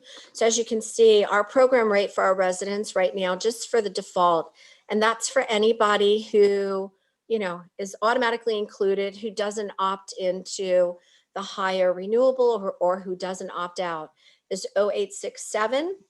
And the 100% renewable rate is 0878. Next slide. We also have the Monmouth Area Energy Cooperative. We have 5 towns in that. And then, of course, I talked about the Gloucester County residential aggregation earlier too as well. Next slide. Bergen County, and then Sustainable Monmouth. So I've already talked about all of that. I think the next slide is just going to be open for questions. Yes. Thank you very much for letting me present tonight. I really appreciate it. Thank you. Does anyone on the committee have any questions for Ms. Malloy today? Well, I'll just give my 2 cents. I was part of this a few years ago, and Mr. Mullman worked intimately with that group. And unfortunately, we couldn't take part because we where JCP&L and PSE&G combo. So I've been waiting and hoping to see this again. So I'm just really, really excited, Vicki, and thank you so much for that wonderful presentation. Oh, you're welcome. You're welcome. We're excited to get you guys involved as well. I mean, there is going to be a little bit of a process and we might not be able to get into this round, but one of the things that we are looking at, and I've had, many conversations with, Mr. McDonald, that, we're going to be looking to get you guys set up so that way you are involved in the next phase. Last time there was a question asked if we can get the energy not only from solar, but also from nuclear. Is that even an option for us through you? So, New Jersey, actually nuclear is already a big part of the mix. New Jersey is actually subsidizing all of the nuclear plants that provide electricity to our area. A lot of them are owned by PSE&G's deregulated subsidiaries. So we have a very large percentage of nuclear already in the electricity mix. Solar is also a part of the mix as part of renewable portfolio standards, which is a requirement. Governor Christie put that in place right before he had stepped down. Governor Murphy actually enhanced it with the Clean Energy Act in 2019. So which requires that New Jersey move, with renewable energy with some pretty, lofty goals. I think by 2030, we're looking at 50% of renewable energy in the mix, which includes class 1 renewable. Unfortunately, that doesn't include nuclear, but it does include solar and wind and hydro. Thank you. I have a few questions, please. You said that your rates are fixed for the year. Is that correct? Did I hear you say that correctly? Yes, they're flat rates. I mean, pending any, let's just say that if the tax rate went up, right? If it's going to affect the utility price to compare, then it would affect the program rate. But only if it affects the, utility program rate, or if there's, a change in law that affects New Jersey. But yes, the prices are fixed. They're not variable. They do not change month to month. And that's for every one of the utilities, is that correct? That you're competing with? That's for the same for, like JCP&L doesn't change their rates mid-year. So JCP&L changes their rates on a quarterly basis. They have a moving, what's called a BGS reconciliation rate, which changes quarterly. So, that charge does fluctuate. Can you tell me, how does this benefit our township? Well, right now, and just based on the current program that we're running with the Hunterdon Area Energy Cooperative, the price to compare with JCP&L is over 10 cents. And the price that we have right now is almost a penny and a half cheaper. So for an average user that's using about 600 kilowatt hours, and I don't know what the usages are for the township of Millburn, but I can tell you that the average in the Hunterdon area is about 800 to 1,000, depending on the town. Some towns have bigger homes. So for a penny and a half, that's somewhere between I would say 6.5 cents to probably $6 to $15 in savings monthly right now, which, if you add it up over the year, I mean, it adds up. I think every little bit helps the residents. Does the township get any money back from you for using your company? Absolutely not. Per Title 14, the townships are not allowed to make any money on this program. This is a service that the township would just pass along to their residents to try to help them. Okay. Do we ever get money back from the utilities from the state government? No? I'm not sure what the Like when you pay extra taxes in your utility bills, right? There's extra taxes that you have to pay. Does that ever get kicked back to the town? Do we ever benefit from that? Not to my knowledge. I don't think so. Why did 20% opt out? That seems like an awfully high number. Well, I'm looking at 20%. All return mail has to be automatically opted out. So we've had some problems with the post office, since COVID happened back in March of 2020. We've noticed that the post office is not as reliable with the mail. So the program mandates that if you get return mail, you have to opt them out. So that opt-out has been kind of high. On average, it's about 11% right now without the return mail. My last We question- have, we just have to include that in the totals. I understand. Do you know who the State House uses, who our government uses, our own government? For Trenton and all the state, do they use your company? They do. We are the state contractor for the NJBPU and the energy aggregation for all the state facilities, state colleges. Yeah, so we work with the Board of Public Utilities to help them to reduce their costs for electricity and natural gas. Thank you. That's all I have. I think also we should mention that the municipalities do this and there is substantial savings. So it's really about savings and getting a better quality of electricity. So it's something, how long has Millburn been doing this, Alex, in a cooperative? We've been aggregating our energy for probably the last 6 to 7 years. Right, and there's a substantial savings. There is a substantial savings to us in that, because we've also been doing it on our natural gas side as well. Right. And who do we aggregate from? Who do we get? We use a company called Emex to auction the township's energy, and then it's bid out. So whoever buys it, which could be Direct Energy or Constellation or whomever, they set the price, give us the ability to go out fluidly when the market is ripe for the municipality to do so. Any other questions?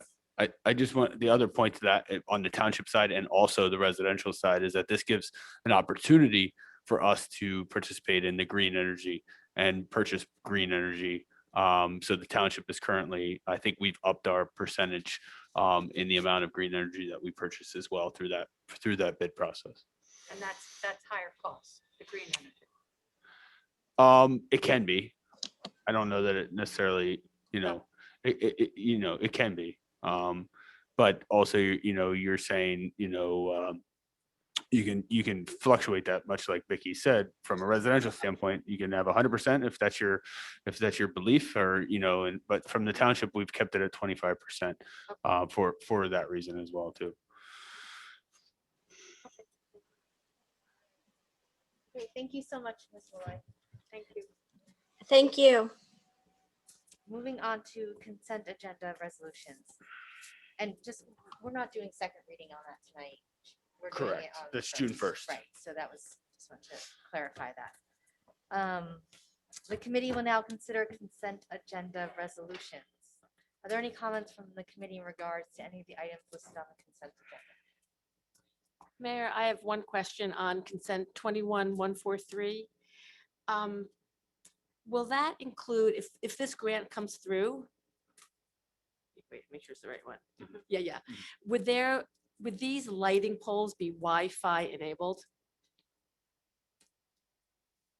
I don't think there was any specification to them being Wi-Fi enabled, but poles, well, and again, we haven't bid it yet. So you can make them Wi-Fi enabled. Plus you can also have them much like the poles we have here where they have electric capability at the top of the pole to be able to plug in routers and be able to provide Wi-Fi through it. So that would be something that could be done. Yeah, I think what you want to do is make sure that whatever you're installing is versatile. Right. It has the ability to be used in several different ways and not just a light pole. Okay, yeah, that's really important. Thank you.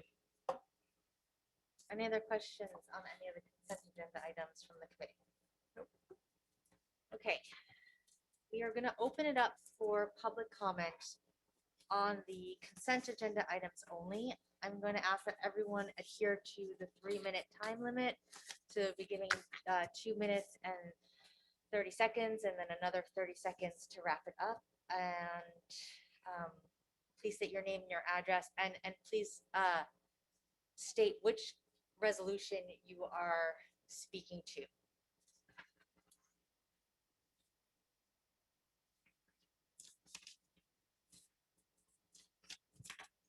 Good evening, everyone. Can you hear me? So I'm going to first apologize as I didn't write the. We can't hear you.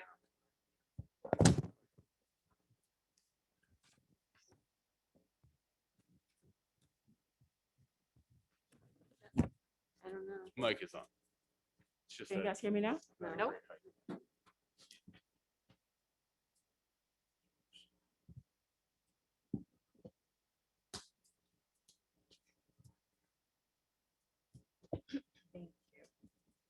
How about now? Oh, yeah, perfect. Okay, great. Good evening, Onyo Walabi, 46 Maple Street in Millburn. I said I would like to apologize first because I didn't jot down the numbers of the consent agenda. So I just reviewed it and I'll just state my thoughts. So what I would like to touch on is a couple of things on the related the consent agenda. First, the reading regarding the 2021 estimated tax bills. You know, as a school board member, I know that our school budget has been certified with the county clerk, with the county and the local tax office. If possible, can you explain how, you know, how you came to the number to tax the residents? I don't know if any one of you can answer that. You know, did the increase come from the municipal, the county, library? You know, because I just noticed that, you know, we're higher by about $3 million. Could you say that again? We're what? I said we are, the amount went up by about $3 million, if I'm correct. Can any one of you? So can you just, there's an agenda over there if you want to speak to a specific resolution. So I'm talking about the bill list. Hold on. Yeah, the tax, yeah, the estimated tax bills. Okay, yep.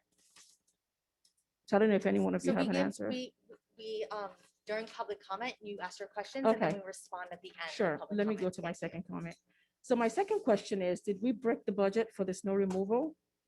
Because I noticed that that payment is about $40,000 more. I will appreciate clarification on that. My third question is regarding the payment to a law firm paid to redact their time summaries. What is the status and what was the preliminary investigation about? I would like to know because I'm finding out that the public has no idea about this. And the other payment that I have in question is, and if you can give a clear answer to this, that would be great, is regarding the Buzak Law Firm. Why did we let the same law firm, who was the planning board attorney, while they are representing the town in the regulatory judgment for affordable housing case? Why are we letting them do that? I would like to know if you all think that this is a conflict of interest or not. And I think that's my comment. Thank you. Thank you.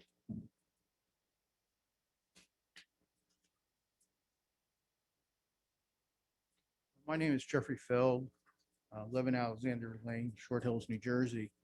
I just want to also elaborate on the bill list, that's 21-138. Since September, I've been asking for, like every quarter, to have a list of our operating revenues and operating reports so we can compare, let's say, for the snow removal, because you see that there's a large bill for salt. When you look at the salt bill, part of it goes to calendar year 2020. Why is that now being paid and shouldn't have been part of last year's budget rather than this year's budget? I also have asked questions about the preliminary federal investigation. I think it's time for us to know when it was completed and what was the scope of it. As to the Buzak law firm, I think Mr. David Cosgrove, since January, has been asking about the conflicts issue. You might want to look at some case law that came out yesterday from the appellate division, about persuasive case law, where they talk about whether the community, when you look at what happened at the planning board, whether the community was adequately represented by the Buzak law firm. Because I think based on your matters of discussion, we're gonna have a discussion about auxiliary uses. And that I think goes back to the rooftop decks, whether the public was told years ago what was happening. Regarding the estimated tax bill 21,142, I think we are entitled to know why, who's holding up the certification of the bills. Was it the county? It wasn't you. Was it the county? And also understanding what component went up. The estimated tax bill returns me back to October 2019, my first appearance before this board. At that time, I questioned what step Millburn is taking to compel the county to collect all long-term tax exemption revenues that was due. I raised that issue in July and August 2020. That still goes because we get money that would reduce our portion. I still raise the issue. What steps is this board going to do to compel the county to disclose and collect all long-term tax exemption revenues due it? Thank you. Thank you. Anyone else?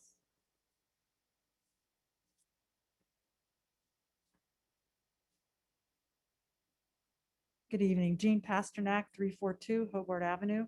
I had a couple of questions. I just wanted to start off by saying tonight, it's not the consent agenda, sorry, but it's a great piece of news. We have a resident who is an Olympic, headed to the Olympics. Her name is Molly Reckford, and she lives in Glenwood, and she just qualified to go to the Olympics, and she's on her way home. So that is amazing.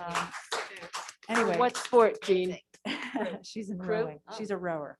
That's amazing. Crew. Thank you Yep. for letting us know. Anyway, the questions I have are, will we be getting the monthly, quarterly revenue budget operating reports that we can use as comparisons to look and see what's going on with the budget versus actual? Would we know, for example, with something like the salt, how it compared to last year, and are we going to expect to have a huge hit during this year? No one can exactly predict that, but it would at least give us some comparison and know where we're headed. I guess the other thing is the beehive spot zoning litigation. Did Millburn retain outside special redevelopment litigation counsel for that? And is that on this bill list somewhere? And how much did Millburn in total pay its municipal attorney to research whether local elected officials could attend fair share housing declaratory judgment mediation sessions and case management conferences? How much did Millburn pay its municipal attorney to research whether the Buzak law firm had a per se disqualifying conflict of interest? How much did Millburn pay its municipal attorney for pre-August 11th services, creating the contested, expanded, appointed sit entity and defending the disqualifying conflict of interest allegations against the mayor? And how much has Millburn paid its municipal attorney post-August 11th, defending the validity of the contested SID under state law on our mayor's participation in this matter? Let's see. Yep, I think that covers it. Thank you very much. Thank you. We're going to go to the phone or to the Zoom.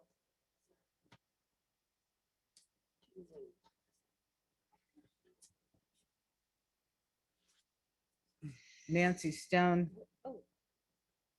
Oh, you want to do the I Zoom? thought we were going to. That's fine. All right, Ms. Stone, go. Sure. I'm going to be quick, so. Unless. That's it.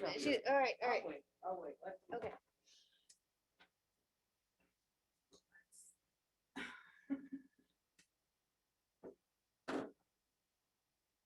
I don't know if she knows she's on. She's muted. Merrily, go ahead. You're muted. Oh, hi, Marilee Reesbeck. I had my hand raised for questions about the energy presentation, but it didn't look like you were taking questions about that. We aren't, and now we're talking just about consent agenda resolutions. Right, yeah, I don't have a current question. Thank you. Come back to you in public comment. Thank you.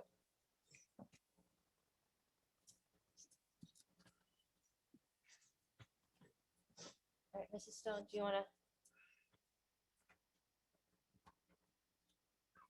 Nancy Stone, 10 Fielding Road in Short Hills. Let's see, it's 46 for this, wait, so that pertains to the 14,000 that you're voting on this evening for that presentation that was made earlier. So my question I have is, does that any way affect the drinking water in the town at all? Has that been tested? So Diane's saying no. He made during, I'm sorry, during his presentation, I'm sorry. We're gonna take. Okay. So I would like to know if that affects the drinking water in the town, because I think that would be important for people to know. Also, it's interesting how the town owned the property, but they couldn't keep track on who was the one that which tanks contaminated the property, because who knows who it was. So it could have been Exxon that did it. Maybe they could have done a class action lawsuit. I'm not a lawyer, but against every single person to figure out who did it. But then that could have been very costly, and I'm not advocating. I hate lawyers. I'm sorry. So I do not advocate lawsuits. Sorry, Jeff. I do. I'm not a fan. So if anything could be done amicably, I love you, Jeff, but not as a lawyer. You're doing a great job with us, but I personally, if you can negotiate without litigation, that's always a preferred avenue that I like to take. So that would be something that would be of interest to me. Let me just take the bills list. It would be wonderful to have a comparison like we did when I was treasurer of the DMDA of where we're at each stage of the game to make a comparison for budget and actual. That would be really helpful for the public to have full transparency as far as the budget is concerned, because many people do pay attention to it, and it's helpful to see. And this way we could have eliminated the situation where the overpayments of the legal fees that were made to Falcon and Busak, and I'm sure many other lawyers in this area. So anyway, I do humbly apologize to Jeff on a personal level, but I do maintain my position. I do not like lawyers. Thank you. Okay, consent, we are going to, does anyone want to respond to any of the questions or comments made during the public comment on consent agenda items? I'll just say, Mr. Powley during his presentation said that that plume does not leave that area. In fact, it's shrinking. So I'll just say that. Does anyone else have I'd any? like to understand what is this county long-term tax comment that was made? And also a comment made that we have increased taxes by $3 million.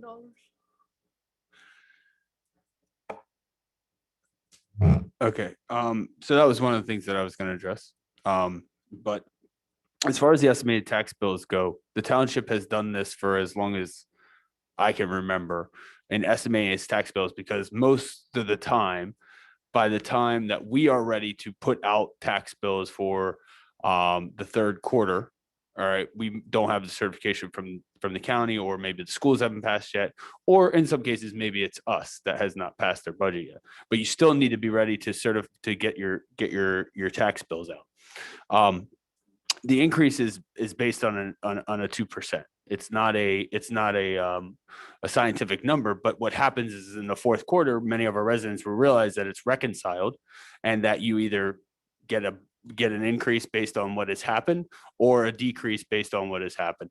I think many had noticed last year, or it may have been 2 years ago, that the amount went down as a result of the county's budget going down. So estimated tax bills are used to make sure that we can get those bills out in a timely fashion. I'd also just like to address the comment that was made that we hired special counsel to deal with the beehive spot zoning lawsuit. That is not true. The township referred the matter to its insurance fund. The insurance fund took the case and is being represented by a law firm assigned by the Morris County Joint Insurance Fund. Mr. McDonald, would you like to address the snow removal at all? Well, the snow removal question is based on, wanting a comparison between last year and this year. But as far as the, as far as the, the budgeted line, I mean, in the bills list, it shows that those bills that are from 2020 are applied to the 2020 budget. They were encumbered prior to the year lapsing. And because essentially there's a lot of work going on in December, you close out your books, you still have to encumber those funds. Those bills won't come until January, February, whenever they do. You still have to pay those bills and they're applied to the previous year's budget. But we have not increased municipal tax rate, have we? We have not, but again, I think the comments from the public are about wanting to know whether we spent the same amount on salt in 2021 as we did in 2020. However, the salt season in particular is, January, February, March, and then it doesn't start again until November, December. So it's. No, so my comment wasn't on salt at all. I understand there was a lot of snow this year. I'm talking about the tax rate or the increase of taxes. We have not done it at municipal level. And there was also a comment made, county, that we are going to go to county and ask for something.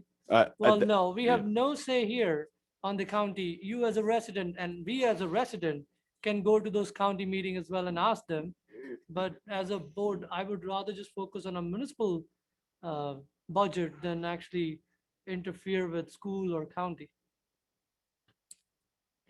Mr. Falcon, can you please just address the idea of Mr. Buzak's firm being the planning board attorney and involved in the declaratory judgment litigation settlement? As far as I'm concerned, there is no conflict in that situation, but I've invited anyone who believes that there are facts or law which would substantiate the assertion that Mr. Buzak is in a conflict to please submit that. And we will, of course, take a look at that and evaluate it. But I have not opined on that. I've not written an opinion. I don't see And you any don't see a reason need to do to, so. right? Okay, so that answers that question that's been Yeah. floating around, that you don't see a need to. Okay, perfect. All right, Wonder if I could address one other thing. please. Just Yes, if- do you want to if- address any of the it- comments? It keeps coming up and it seems to be unnecessarily mysterious. I learned a couple of weeks ago that Ed Mazer had submitted an OPA request for a settlement agreement between the United States Department of Justice and Millburn. Louder? Is it maybe the United mic- oh, States there you go. Department of Justice and Millburn. And the response was, there is no such document. That's because there is no such document. There is no such settlement. Nothing of that sort happened. I believe I told Ms. Pasternak one evening after one of these meetings that the U.S. Attorney closed the investigation in 2017. The United States Attorney commenced a preliminary investigation as to whether Millburn had engaged in discriminatory behavior under the RELUPA law in connection with the Kai Center. The township produced box loads and box loads and box loads of documents of everything having to do with that. It is apparently unknown to me, but it is apparently the process that the U.S. Attorney uses. They simply close their file. They don't tell anyone. They don't say anything whatsoever. They come to a conclusion based upon whatever analysis they go through and review of documents, and they close their file on this matter. There was no settlement agreement. I did mention, and perhaps this is why there's some confusion, there is a settlement agreement that had to do with all of the various cases in which Millburn and the Kai Center were engaged in, which is administered, as I indicated, by Mr. McDonald, and did involve RELUPA claims in part and a lot of other different kinds of claims, zoning claims. That was settled, and a settlement agreement was entered into, and I believe has been requested and obtained by interested parties. But as far as the federal investigation is concerned, that is really been over for years. We just learned about it last year because we had retained Jonathan Goldstein, an attorney in the township who lives here, who had been the United States Attorney for New Jersey. And I said to him, what in the world's going on with that investigation that started years ago? Could you contact the U.S. Attorney's Office and find out what happened? And he reported back that, and he didn't know either, that it had actually been closed. The file had been closed in 2017. So there's no settlement agreement with the United States government. The investigation was opened, the investigation was closed, and that's Great. the end of it. Okay, good. So hopefully that will Thank put you, that Mr. all to Cosby. rest. Yeah. Thank you. Thanks for clarifying that. Okay, does anyone, we good? We good? Yep. Okay. Yep. May I have a motion to approve resolution 21-138 through resolution 21-150, which are listed on the consent agenda? Motion. May I have a second? Second. A roll call vote, please. Ms. Miggins, Yes. Ms. Stahl Eglo, Yes. Mr. Wasserman, Yes. Mr. Vinayak, Yes. Mayor Prupus. Yes. Thank you. Thank you. The Township Committee received the recommendations from the Historic Preservation Commission. Mr. Falcon, do you want to review the procedure at all? No, I think it's laid out what Mike. Boy, can I be heard now? Yes. This is a process which arises from the Historic Preservation Ordinance whereby the commission can seek the township's approval to nominate sites for landmark status. These 3 sites have been forwarded to you together with the documentation that is relied upon to base their request for that. And there are 3 very unusual sites. The parcel site, of course, which I was involved in acquiring for the township, and of course, the Hessian House and the cemetery across the street. So that's the process here, is the request from the Historic Preservation Commission to you to endorse an application for nomination for landmark status. Okay. Are there any comments from the committee in regards to the resolutions 21-151, 21-152, or 21-153? Yes, I just want to make a positive comment that the Hessian House was owned by my friend's parents, Isabel and Harvey Kahn, for 55 years. And I called her daughter, my friend, to tell her it was going to be on tonight's agenda, and she was really excited, really, really pleased. So I want to give her a copy of this report. I think she'll be very excited to see that. Excellent. Thanks. Committee Woman Miggins, do you want to make any comments? You know, one of the things I found of interest with the Hessian House, and I was telling Committee Woman Egla this, the way it got its name was that at the time of the Revolutionary War, there were 2 deserting Hessians that sought refuge and work from the Smith family who owned the house at the time. So they stayed in the house. They worked for board and lodging, and they were taken to military court. They were released.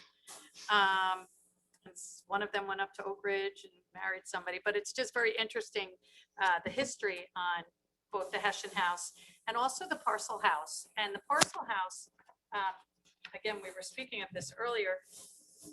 That house was constructed in 1825. It was built by early settler families, and it's been part of the HABS program to document nationally significant historic structures since 1939. So, and it's been included in every single one of our town surveys. So, and the cemetery, of course, is right across the street, where we have 2 Revolutionary War heroes buried along with the Parcel family members. So I think this is really important that we do this and save these. And I also agree. I think that these are, as I would say, jewels of the township, and we want to protect them. And you know, I don't know, as long as I've been in town, I've always admired our historical sites, and it's really important that we preserve them for our kids.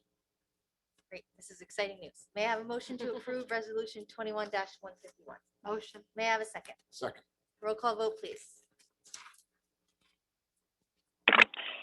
Ms. Miggins, Yes. Ms. Stahl Eglo, Yes. Mr. Wasserman, Yes. Mr. Vinayak, Yes. Mayor Prupus. Yes. Thank you. Thank Thank you. May I have a motion to approve resolution 21-152? Motion. May I have a second? Second. May I have a roll call vote, please? Ms. Miggins, Yes. Ms. Stahl Eglo, Yes. Mr. Wasserman, Yes. Mr. Vinayak, Yes. Mayor Prupus. Yes. Thank you. Thank you. May I have a motion to approve resolution 21-153? Motion. May I have a second? Second. And roll call vote, please. Ms. Miggins, Yes. Ms. Stahl Eglo, Yes. Mr. Wasserman, Yes. Mr. Vinayak, Yes. Mayor Prupus. Yes. Thank you. Thank you. Deputy Mayor Wasserman is going to present. Thank you, Mayor. I present for consideration an ordinance entitled ordinance number 2574-21, capital ordinance of the Township of Millburn in the County of Essex, New Jersey, authorizing the making of various public improvements and acquisitions in, by, and for the township, appropriating therefore the sum of $1,624,700, and providing that such sum is appropriated shall be raised from capital improvement fund of the township. Mr. McDonald, just if you want to just touch on, on what this kind of covers. Yeah, this is the township's capital ordinance, which covers, again, what is budgeted in the 2021 budget, to purchase anything that, is considered a capital project, which is a useful life of 5 years or above or more than $5,000. This is generally where we purchase equipment, infrastructure, and other various, items to improve the township. This particular ordinance includes, dump trucks and plows for the Public Works Department, various equipment for the police department, some recreation awning and pool chairs, general improvements for streetscape project, with planters for Upper Millburn Avenue and Millburn Avenue, engineering work for drainage and engineering work for road improvements as well. So there's quite a bit and quite a variety of things that will be getting done as a result of this ordinance. And this would also include the trees that we were talking about in earlier meetings. Tree planters, yep. Wonderful. So, I declare the hearing open. My name is Jeffrey Feld. I gave my address before. I just want to clarify what was just said a couple minutes ago. And based on my letter, you're appropriating about $1.6 million. And I just heard it's based on the appropriation in the budget. When you go to put in my letter, I think it's sheet 26 of the budget that you approved last week, you only approved $1.5 million for capital improvement. How do you make up the difference? The township has a capital improvement fund, which is also considered capital fund balance surplus. So in the event that we budget 1.5 and we spend 1.6 or 1.6347, that money is then deducted from that capital surplus, which can be found in the annual financial statements. okay. I move that this public hearing be closed and the ordinance be adopted on final reading, and that the township clerk be directed to publish the ordinance by title as passed on final reading in accordance with the law. May I have a second? Second. A roll call vote, please. Ms. Miggins, Yes. Ms. Stahl Eglo, Yes. Mr. Wasserman, Yes. Mr. Vinayak, Yes. Mayor Prupus. Yes. Thank you. And Ms. Stahl Eglo is scheduled for an introduction tonight. I would like to present an ordinance entitled ordinance number 2578-21, ordinance supplementing chapter 3 of the revised general ordinances of the Township of Millburn to include an ordinance to control the presence of rodents and other vermin at retail food establishments. Brief explanation. I think it's pretty clear we want to control rodents. Right, we don't want that. And I move that this ordinance be taken up and passed on first reading, and that the township clerk be authorized to have the ordinance published in accordance with law on the item and for hearing and final passage on Tuesday, June 15th, 2021. May I have a second, please? Second. A roll call vote, please. Ms. Miggins, Yes. Ms. Eglo, Yes. Mr. Wasserman, Yes. Mr. Vinayak, Yes. Mayor Prupus. Yes. Thank you. Thank you. And on to old business. So the first item is the flex parking removal update. Mr. McDonald, do you have any more information for us at this time?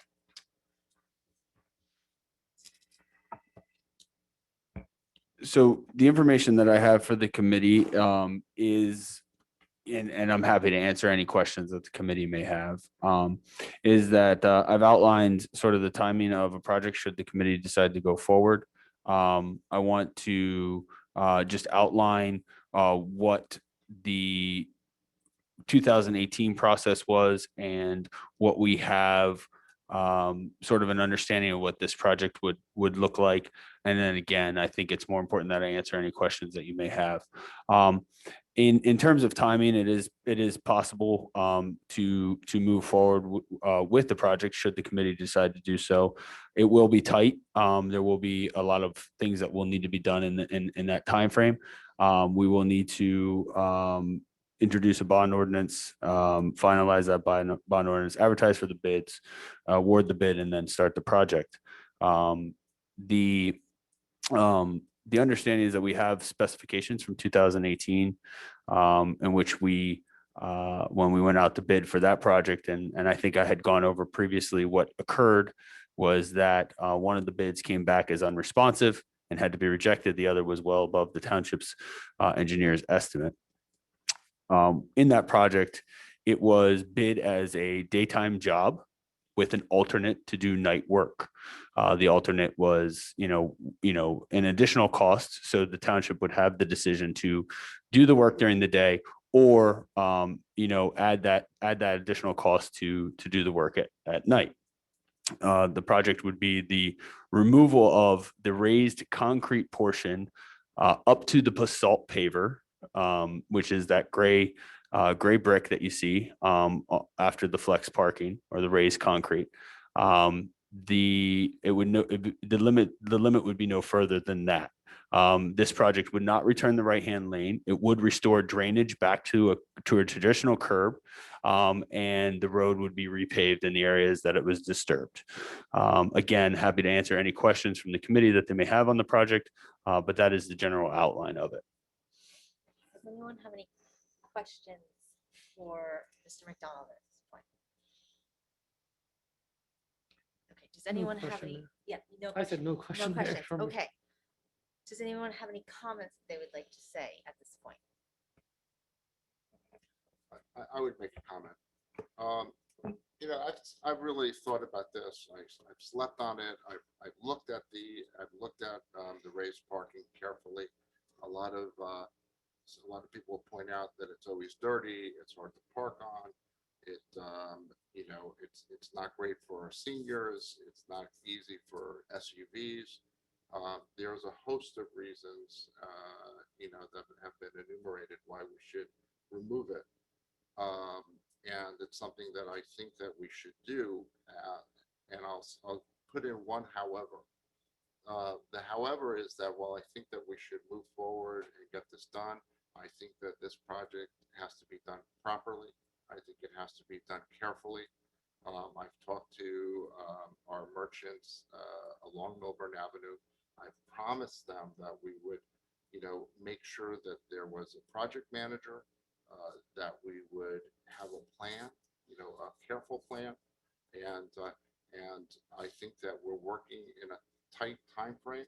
And I almost think that we have to make sure that while we may agree to do it, that it's more important that it be done properly. And if it can't be done properly, this year or this August, I think we should make the decision to do it next August. I just think that we should make a decision to do it, but it's really important that we have a proper plan. We have a site manager, and that we can assure our merchants that we're going to take care of them properly.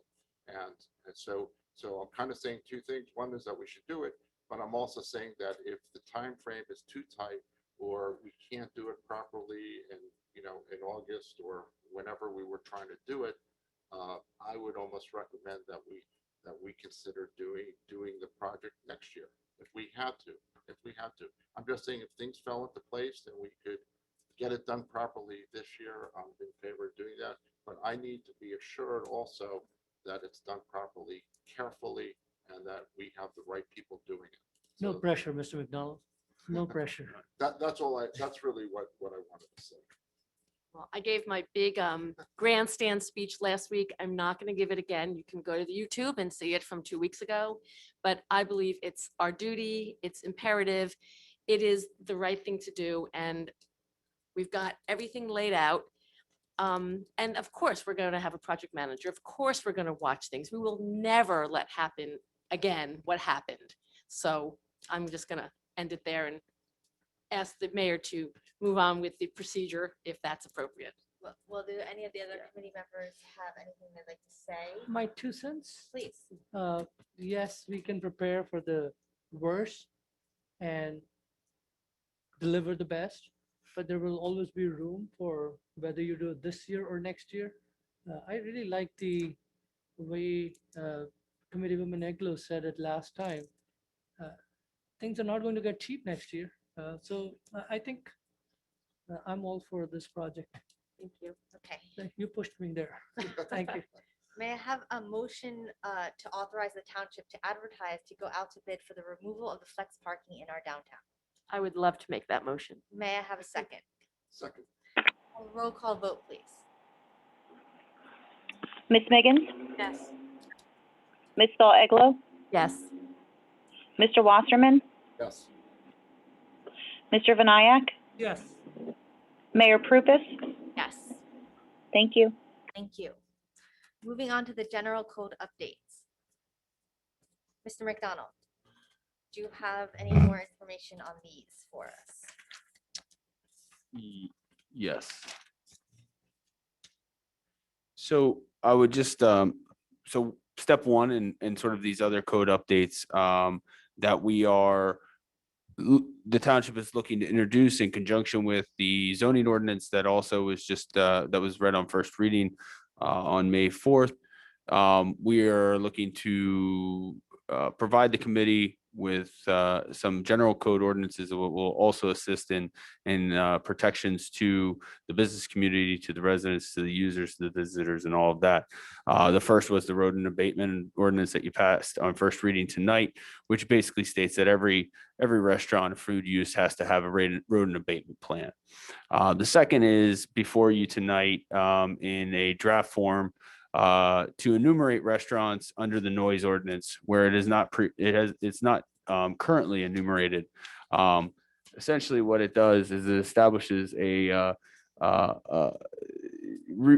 I'll just read it briefly, but it says retail food establishments and bars, in addition to such noise that may be generated in section 3-7.2 I after 10 p.m. and before 7 a.m. it shall be unlawful for the owner, employee, agent, or patron of any retail food establishment or bar of the township of Millburn to allow, make, and so on and so forth, which basically essentially to provide a structure to our restaurants, outdoor use, and noise to make sure that they're being good citizens. The other one is still in draft process, which would be to establish a business registration for all businesses. Again, we're still toying around with exactly how that will look, what information we'll be looking to obtain. But essentially this is to, and whether it is only going to apply to the B4, since that's the only district that the parking requirements were eliminated in or waived in.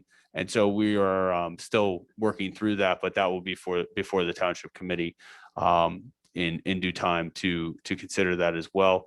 If the township committee is okay with the way that this ordinance is, the noise ordinance is enumerated and drafted, we'll make sure that's in front for introduction at the June 1st meeting. If you have any questions, happy to answer, or Mr. Falcon can answer.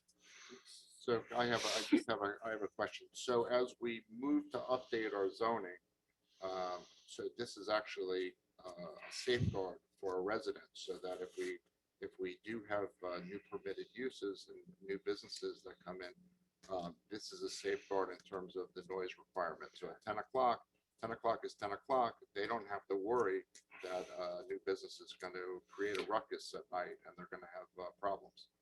Well, I think correct, but I mean, I think more so it gives us teeth to be able to point to a codified portion that says, you know, this particular use should not be creating such noise after 10 p.m.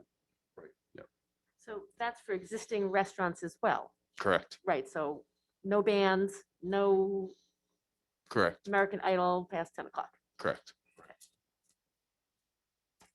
I think it's something that we should definitely do, and I think this goes into the plan of you know, bringing a good standard to our residents. Okay, so are we ready to move that to, looks like we have consensus, so we'll draft an ordinance for first reading. Great. Thank you. Okay. The Development Review Subcommittee. Committeewoman Megan, would you like to update us on your work with that? Yes, well, Mr. Falcon and I have been working, so he's, which you all got late, so you'll want to review it, but a resolution to create a committee to study this and make recommendations. Committeewoman Egler and I will be working with that for a development review technical coordinating committee, and then appropriate amendments to the land development ordinance of the township to incorporate the same. So that's something we'll be working on. We discussed this. Mr. Falcon, would you like to speak to this a little bit for us? Sure. Only with a microphone. Yes, thank As you. I usually neglect to do. What we've attempted to recite here are the various tasks which would be undertaken by this working group in developing a development review committee, and they are enumerated there. And then there is also suggested for the working group the people who would be tasked with the actual work, the planning board chair, the land use administrator, the planner, planning board attorney, the chairman of the Board of Adjustment, Shade Tree Advisory Board chair, Historic Preservation chair, and the Environmental Commission chair. You are in this giving them 120 days to take a look at this, formulate the points that should be included in an ordinance in order to put this into your book, and then you'll have an actual program in front of you to consider. So this is the first step to appoint the group that will work on this and the topics that they will discuss. Okay, so do we need to, do we need to vote on this? Or No, do we no. just keep doing what they're doing? This would be on for the first meeting in June. This Okay. is to show the text of what will be before you at that time. All right, I've asked a question, Mayor, last time on this. okay, If we can have a, it's not towards the retainer that we pay monthly. It's going to be charged hourly by the legal firm. There's a provision that I put in here, Committeeman. I hope it was responsive to your request that prior to commencing any work, the professional consultants will provide an estimate to the business administrator concerning the fees estimated to be charged to the township for their participation.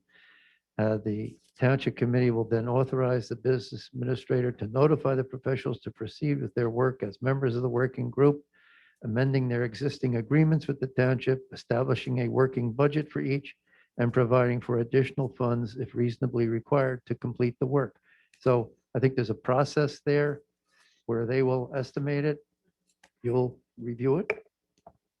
They will then amend You're their asking existing professional services agreements to provide for that additional compensation. Go ahead. Okay, I'm sorry, I just had a question on that. That Mr. Falcon is for the year? They're No, going to this estimate is- it for no, the year? No, or- no. This is for the duration of the work of this working group only. Okay, gotcha. So what I saw in here was 160 days is what's going to take to develop this group and what the 120. I think it's 120. 120. Yeah. So I was looking for what will it cost for that 120 days? And that's what you're saying, that you will get that cost in there before we start the work. Before they do any work, they Right, will okay. submit that to you for your Appreciate it. approval. Thank you.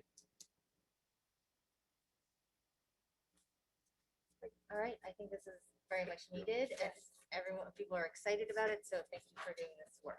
Thank you. Okay, on to new business. Oh, wait, I'm sorry, Mayor. Oh, I have yes. one thing of old business, if I Yes. may, and Committeeman Vinayak brought it up a little bit, the cell tower. So I had Mr. McDonald put a little map up, and that area, which whatever it may or may not be used for, is 5 acres approximately. The cell tower is in the furthest, I guess that's north corner. It's 300 square feet. So it's a tiny, tiny piece, maybe the size of somebody's beautiful kitchen.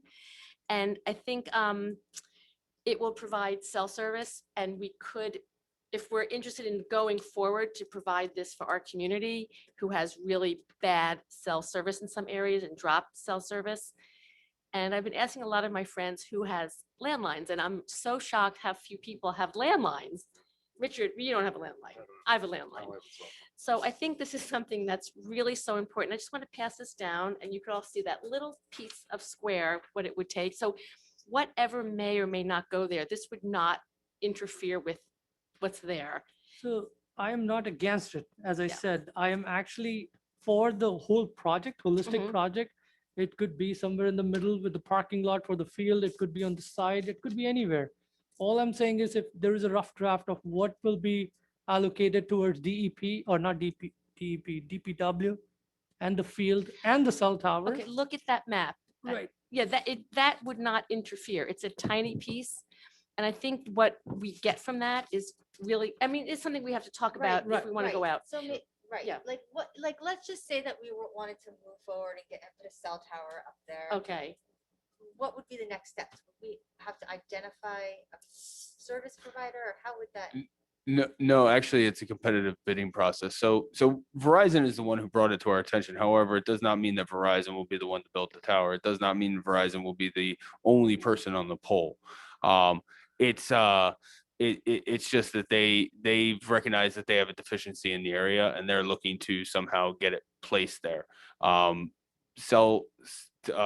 Cell phone companies and providers have to approach a municipality first to see if it can be, towers can be built on municipally owned land, whether that's East Orange or Millburn Township.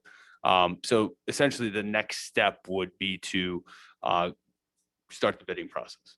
Okay, so let's just let's at the next meeting, we'll put it back on, we'll talk, we'll go visit, and we'll kind of see where we are.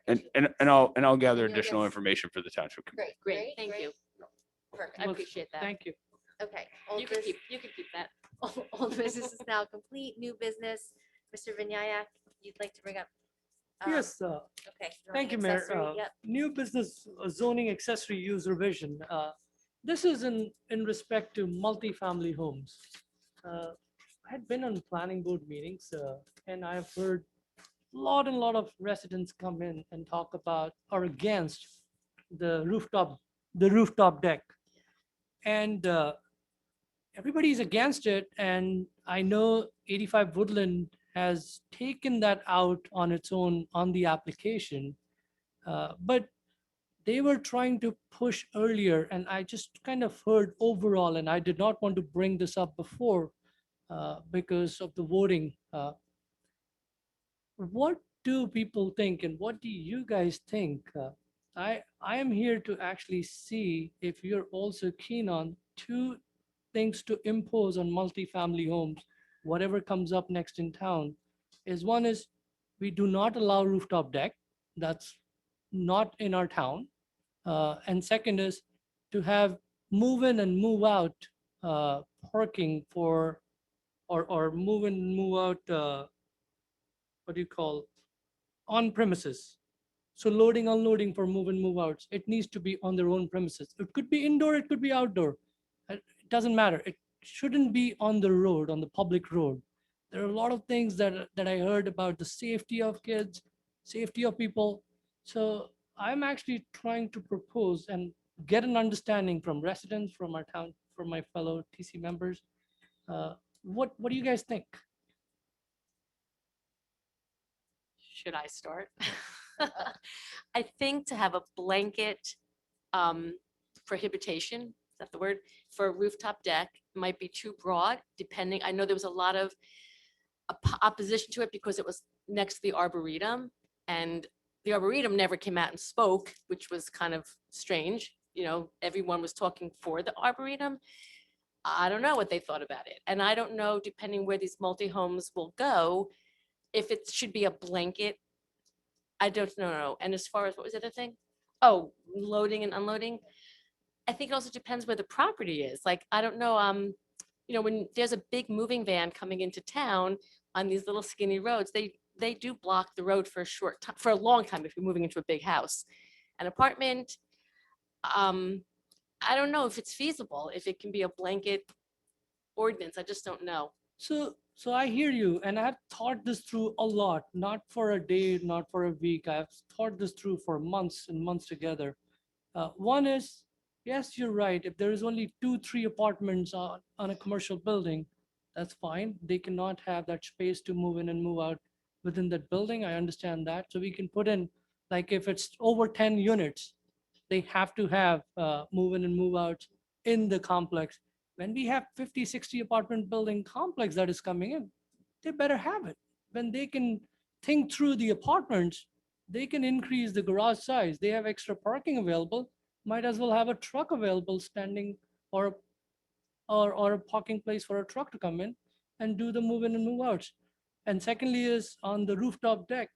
There are people that come out and talk their mind. There are people, more people sitting quiet, and we need to watch out for every resident of our town. So I believe that that was the sentiment I've heard a lot, not only on that meeting, even outside that meeting. So I propose that, and then see other people what they think. So Committeeman Benayak, I think what I'm hearing you say is that when these multi-family dwellings are coming into town, that their design structure should be such that when they're designing the buildings, that it should have their parking to be able to have people move in and out, is what you're saying. That Right. it's, so when they start to, what, to accommodate the trucks. And then as far as rooftop decks, I concur with you. I don't think there should be any rooftop decks. And in fact, I think from a residential perspective, there shouldn't be front-facing decks or side-facing decks. That those should be not on the second floor anyway. That should be in the back of the property. You don't want to go outside, or you don't want to be looking in your kitchen, or somebody's looking out at you. You know, they're sitting on their deck. There's a few houses in town where they're starting to put that, and we've never had that before. So, and on that thought also, there are plans that come through and they don't show both of these. And then towards the end of it, it comes up, oh, they're going to have a rooftop deck and they're going to have a street loading, unloading. So if this is out there as a law, then they can have whatever on their plan. But if it's not allowed, then planning board will look at this, zoning board will look at this. And we are saving our township resident, at least that character of the town. I'm 100% with you, Mr. Committeeman Benayak. I would agree also. I mean, we also have noise pollution, light pollution. You know, I don't think our residents should be subjected to that if, you know, if possible. I know with Woodland Road, it was more of a arboretum sensitive, you know, or it was perceived as maybe it was near the arboretum. But in general, I don't think we should have it. And I don't see an advantage for the town to have it. What if it was downtown? Like, what if, I don't know, if it was downtown? I just don't know how comfortable I am with a blanket. So if it was this ordinance, could they go and get a variance then? They could still try to get a variance if it, or would it just be like prohibited, don't even get a variance? It's never can be. Is that, I don't know. If possible, I like to put it as like a drive-in window. If it's not allowed, it's not allowed. You can always apply for a variance. Okay, so similar to that, Right. if you can apply for that, then you can apply for the other. And also you have to take into account houses who have corner lots. They have, their deck in essence could be on a street. So I think we just have to be really careful that it's the way it's written and interpreted. No, I'm not talking about the single family home. No, I'm- for deck. I am. Ms. What's Miggins that? is. I am as well. I think that there should not be second floor, front facing or side facing decks. I mean, you're Oh, starting. I'm sorry, you're starting second to- floor yeah, side Second facing. floor, not your first floor, but your second floor. You have some homes that are getting built in town now that have, you know, And this is. And this is so this is what Committeewoman Megan is speaking about. We're also talking about at our reevaluation of the entire Zoning, code. yes, So yes, yes. I'm not, yeah. So what I think that we could possibly do is potentially draft something and then have some information sessions like we did with the other ordinance changes so that we can have a larger conversation about it and get some more input and then kind of take it from there. Does that sound something? Yeah, yeah. So what would be the next step on this? The next step would be to sort of take what was discussed here and see how that stacks currently into the zoning code. Where that would be placed, what it would, what it would look like. In particular, we have a residential zone, multifamily R8 zones that would have to be addressed there. I think, as an accessory use or customary use. So, we just have to find out exactly where that and draft something for the committee to review. And then prior to having an introduction or anything like that, if it's desired that we do some education and public engagement on it, then we would go down that road. So before we give anything to Mr. Falcon, how about just internally you work with Mr. McDonald and Committeewoman Miggins to draft something that we can all see and then we'll talk about it. Works good. Sounds Thank good? you. Okay. Great. Does anyone have any other items of new business to address tonight? Okay, time for public comment. When you come to the microphone, please state your name and address. Speak loudly. You have 3 minutes. Please adhere to the time limit. You'll have you'll have a warning. Should we take a 5 minute? We're gonna take a 5 minute before public comment. All right, stretch your legs, use the restroom.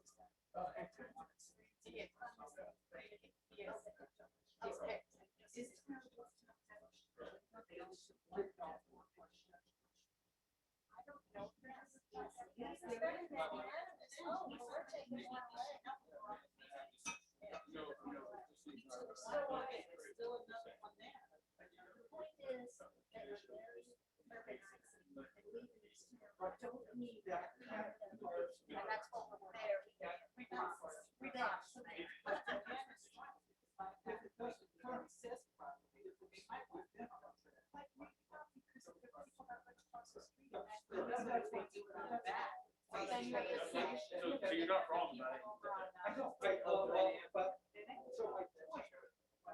That's why it's a conversation.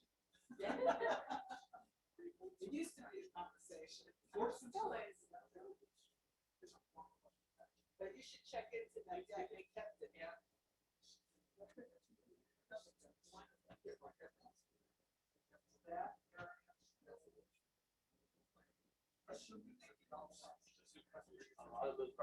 Oh, I know. I'm not worried. Well, number one, they don't.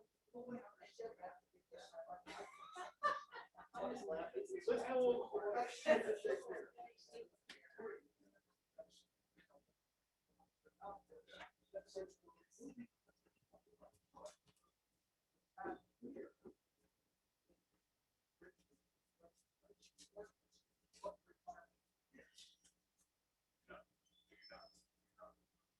Well, to the point that you get a variance for anything, distance, building height, width, you can get a variance for anything. So you can't use that argument to say you're losing. You're not losing.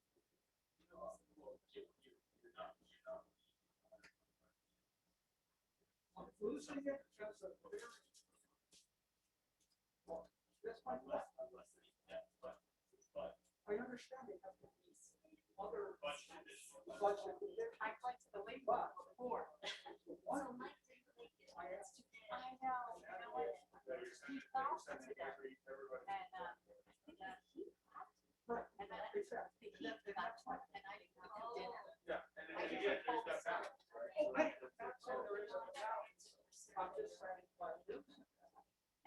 Did you get to hear it? Yeah, I heard most of it. I left for maybe a minute at a time twice. That's all. So I heard. Did you get your But as soon as I saw the list, it was on my computer. Now it's sitting in. Yeah, part of sun, it's part of sun. But when I saw Andy, he was red and sweating like crazy. I said, "Oh, He was nervous. no, I just see it was on the sun." He looked chill. He was. But he was wet. I said, "No, the word that I was Yes, yes. it was very good. Yeah, because I should knew. have taken notes and said,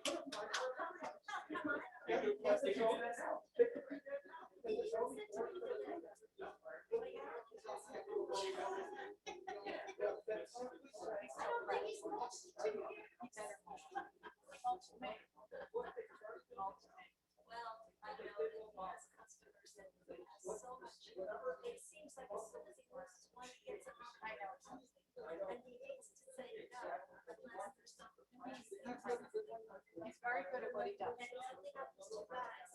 I know. He's doing a great job. Well, he enjoys it because he loves to see the best beforehand.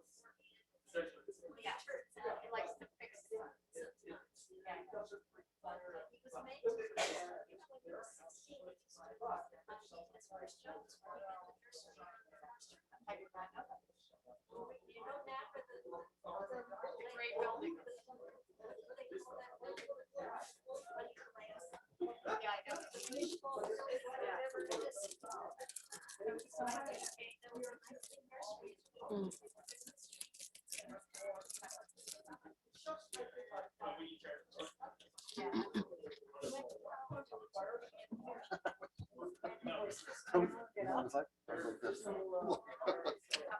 I was going to burst out. Okay, we are. Okay,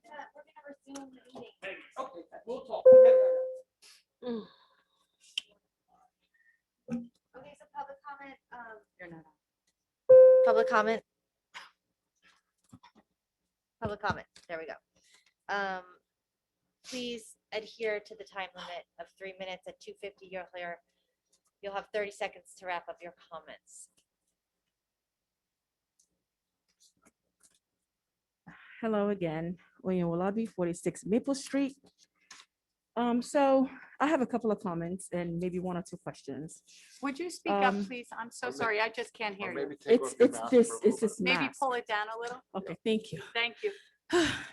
So I have a couple of comments and maybe one or two questions. So I came tonight to actually ask questions regarding the consent agenda, but then I find myself jotting a couple of things down as the meeting progressed. So this one, so first I would like to say thank you for answering some of my questions. And I would like, to publicly state that most of the time it's as simple as that, just answering all public comment questions and keeping things as transparent as possible. I think if we do that, and I'm not saying otherwise, but if we do that, we wouldn't have, the same questions over and over and over again at every meeting. So this particular question is to Mayor Purpose. It is not cool at all to take away Zoom participation. This is the new virtual environment. And I feel very strongly, as you felt, that we embrace it. It stays here on the agenda. And I'll read from where it says, members of the public who wish to participate in the meetings may electronically, by phone, or computer via Zoom, with details listed below, blah, blah, blah. With that said, I don't know if you guys have asked to see what the Millburn residents think of this. If you take away this platform, most of our residents would not be able to join in on the discussions and conversations. There are still people with limitations to attend the meeting physically, and you stated that you feel very strongly in taking this away in August. I beg you not to do that. I'll appreciate if you can probably give an answer as to why you feel very strongly in taking this platform away. That's number one. And my other question is, why are we taking the dump away? This is another huge bill for Millburn Short Hills taxpayers. If one of you can explain why to me, because I'm not clear, and I'm honestly not clear, I would like to know why we are doing this. What is my other comments that I have here? Yes, I wanted to also talk about why we have 30 seconds, shoot. So the planning board, I think they take some training, zoning board, on the Board of Education, we have training requirements. I would love to hear or see what kind of training township committees are required to take. Because I believe that if we have this type of training, we won't be running into all the problems that we're having, or maybe I'm wrong and there's training that I don't know about. You guys can enlighten me. Thank you. Thank you for your comments and your questions.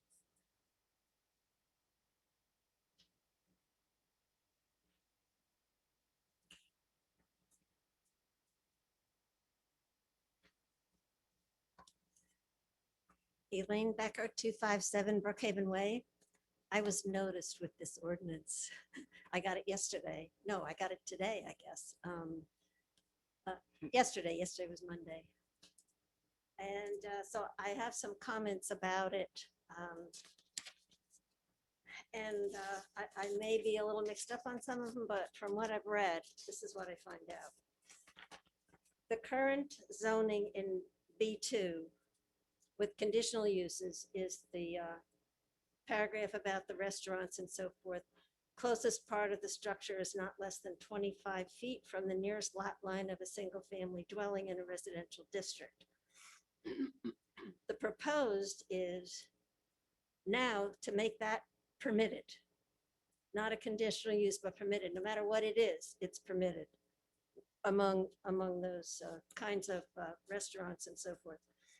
And then it's also under conditional use, where it will be less than the 125 feet, can go for approval of a conditional use. B3 is pretty much the same thing. So the way it reads and the way I understand it, the committee is proposing to change what is now conditional to permitted, and what is not in the ordinance is made conditional with less than the 125 feet. So what I want to know is who is benefiting about this and why, when these changes are very detrimental to the neighborhoods. It's not right to change this, which was made in the first place to protect the neighborhoods. Go look at the master plan and you will see that you're violating the first goal and the first objective of the master plan. And I feel very strongly about it, not only because I'm affected by it, but because it's been there for almost 30 years. And I really don't like the idea of changing that. The changes are out of sync with the first goal and first objective of the master plan. So please, check that out. And I guess I'll be back in the public hearing. Thank you for listening. Thank you. Okay. I should say that Mr. Falcon, do you still do municipal Planning, zoning. Yeah, well, yeah, that was a very useful.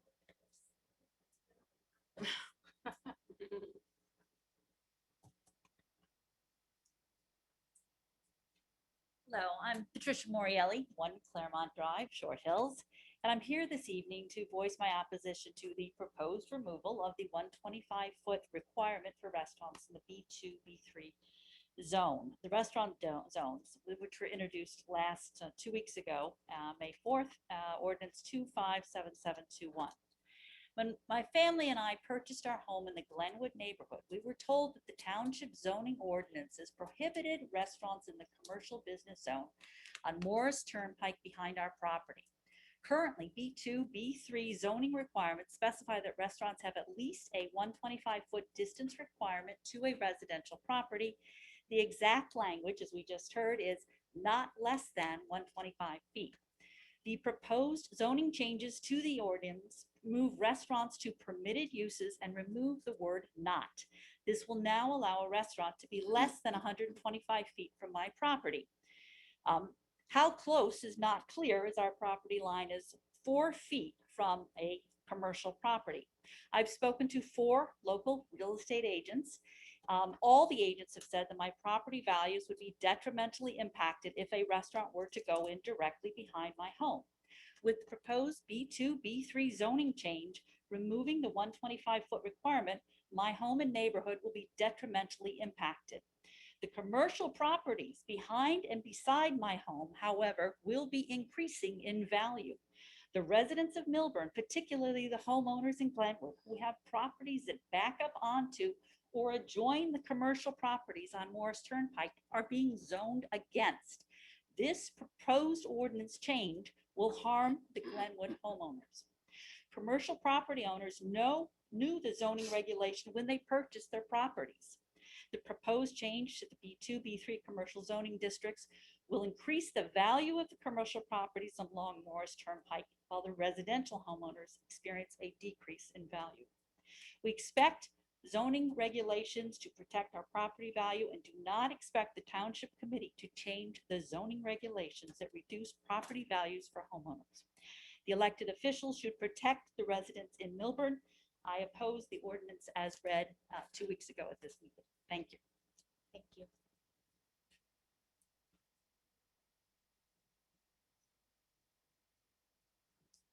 I'm gonna pull my mask down if that's okay.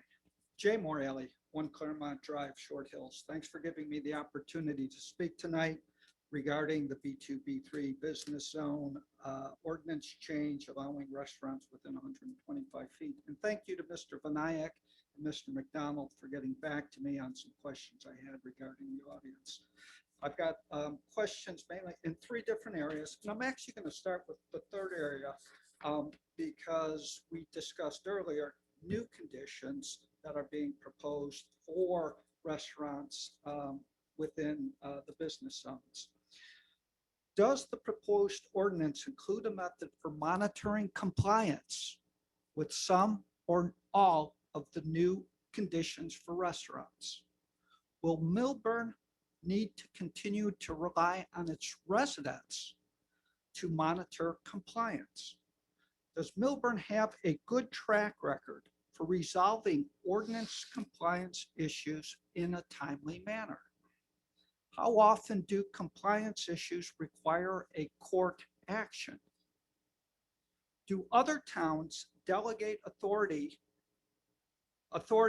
to be responsible for supervising and monitoring specific ordinances for odors, for example? Does Millburn have any plans to beef up its monitoring and enforcement specifically pertaining to the new restaurant requirements? If you do not monitor and enforce requirements, what's the point of writing them into your ordinance? Second area of questions regarding zoning process. Is zoning board approval required today if a restaurant wants to move into a building that had not been previously used for that purpose and is within 125 feet? And is a distance variance required in that case today? When the new ordinance passes, will a distance variance be required? What will that requirement be? If you are in B3, can a restaurant be within 30 feet of your property? Can it be within 10 feet? We've heard that you can get a variance approval for anything. So what will the ordinances be? Finally, with regard to specific conditions like odor minimization, do other towns like Summit, Livingston, and Springfield have ordinances pertaining to odors from restaurants or food preparation in general? Do any other towns require systems to eliminate odors? Our proposal is to minimize them. Can I get 2 more points in? Please, quickly. Do any towns expressly prohibit objectionable odors? And if so, Why has Millburn chosen to use the term minimize versus the language other towns have used? Thank you.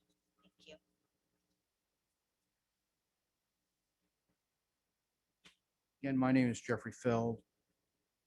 Usually I don't agree with Liz Cheney in public, but what she said last week about the importance of your oath and the rule of law, being an attorney. Mr. Feld, that can you speak into the microphone for our benefit, please? I can't hear you when you turn your Well, head. yes, I'm not a retired attorney.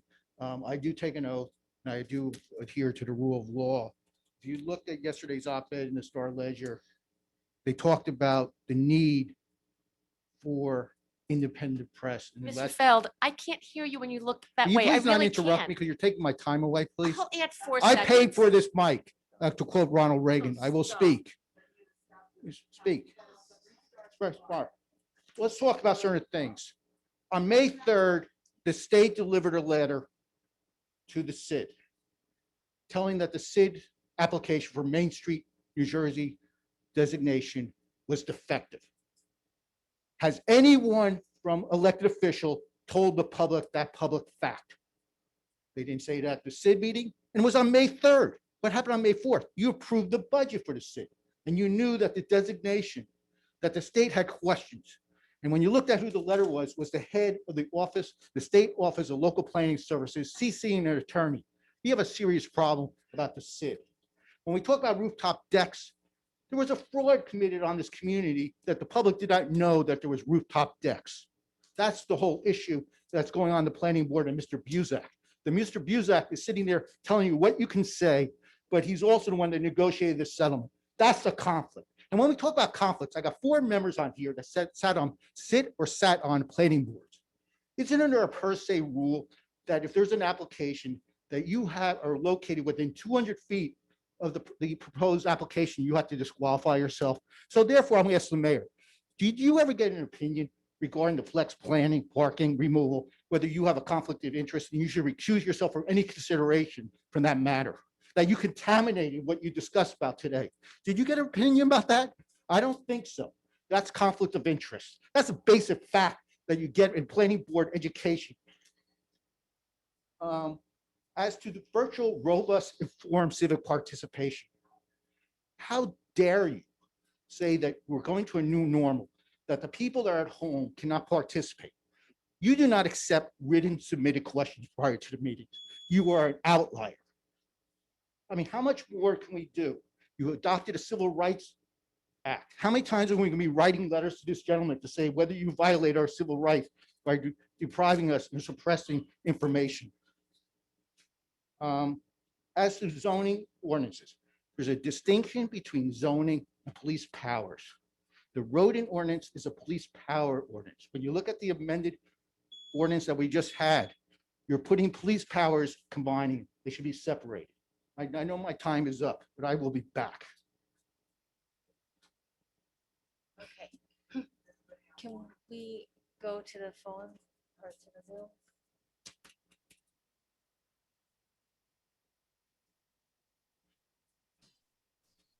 Hello, David Cosgrove. Are you able to hear me? We can hear you. Okay, good evening. David Cosgrove, 99 Oakview. I wanted to say thank you folks for addressing the rooftop deck issue.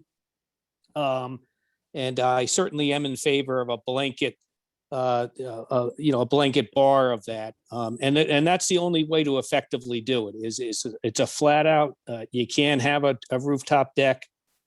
And if someone wants to make an application for some relief from that, let's make it clear they don't have a right to that. For the members of the board, the committee that did not go to all of the planning board meetings, the attorney for the applicant at that planning board meeting, more than one, was taking the position that they had an absolute right to the deck. Absolute right to the deck. No question about it. That's what they were arguing. I also would comment, Committeewoman Eglo made a comment that the Arboretum did not make a comment. They did participate in one of the hearings. I think they were listening in on all of them, but they actually said stuff at one about the rooftop deck. And I can also tell all of you that my opposition to that rooftop deck was not just because of the arboretum, it's because I live next door to it. And we should also be clear that because there was no ban on the rooftop deck apparently made as part of the settlement agreement, they still have one rooftop deck. They only withdrew one deck, and they still have the second deck there, which happens to be the larger of the rooftop decks. But thank you very much. You have my support and whatever help I can offer on the flat out ban of the rooftop decks, because trust me, every one of these developers, Annie says, looks like they have a rooftop deck. They're all going to want massive rooftop decks. And there's a lot of residents who don't want it. Thank you very much. Thank you.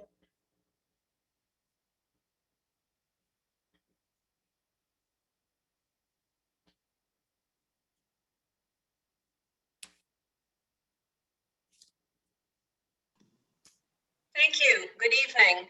Sarah Sherman, 42 Greenwood Drive.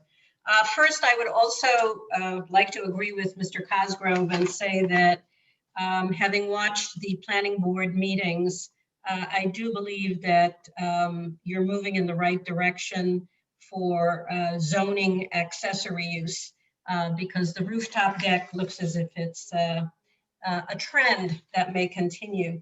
But I need clarification on two things.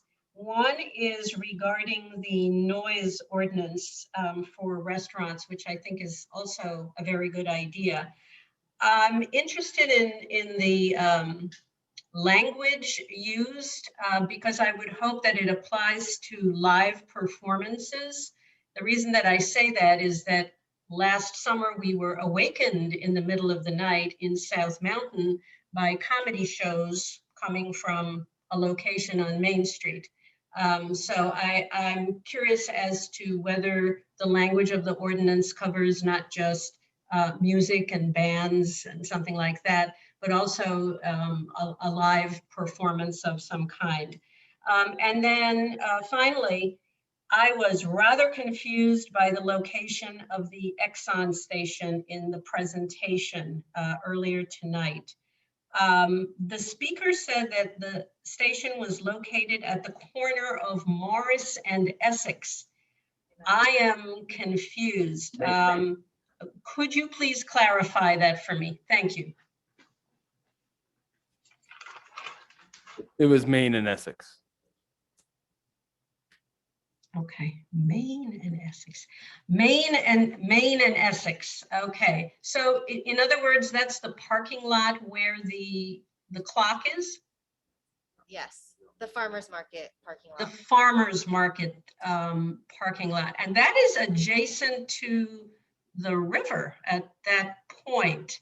I have to say it raises some questions for me for the other gas station that is of interest in my neighborhood, which is New Jersey Energy property, which is adjacent to the river. Now, the Maine and Essex location, that's, we are told, owned by the township. You do not own the New Jersey Energy property, right? The township has no ownership in that.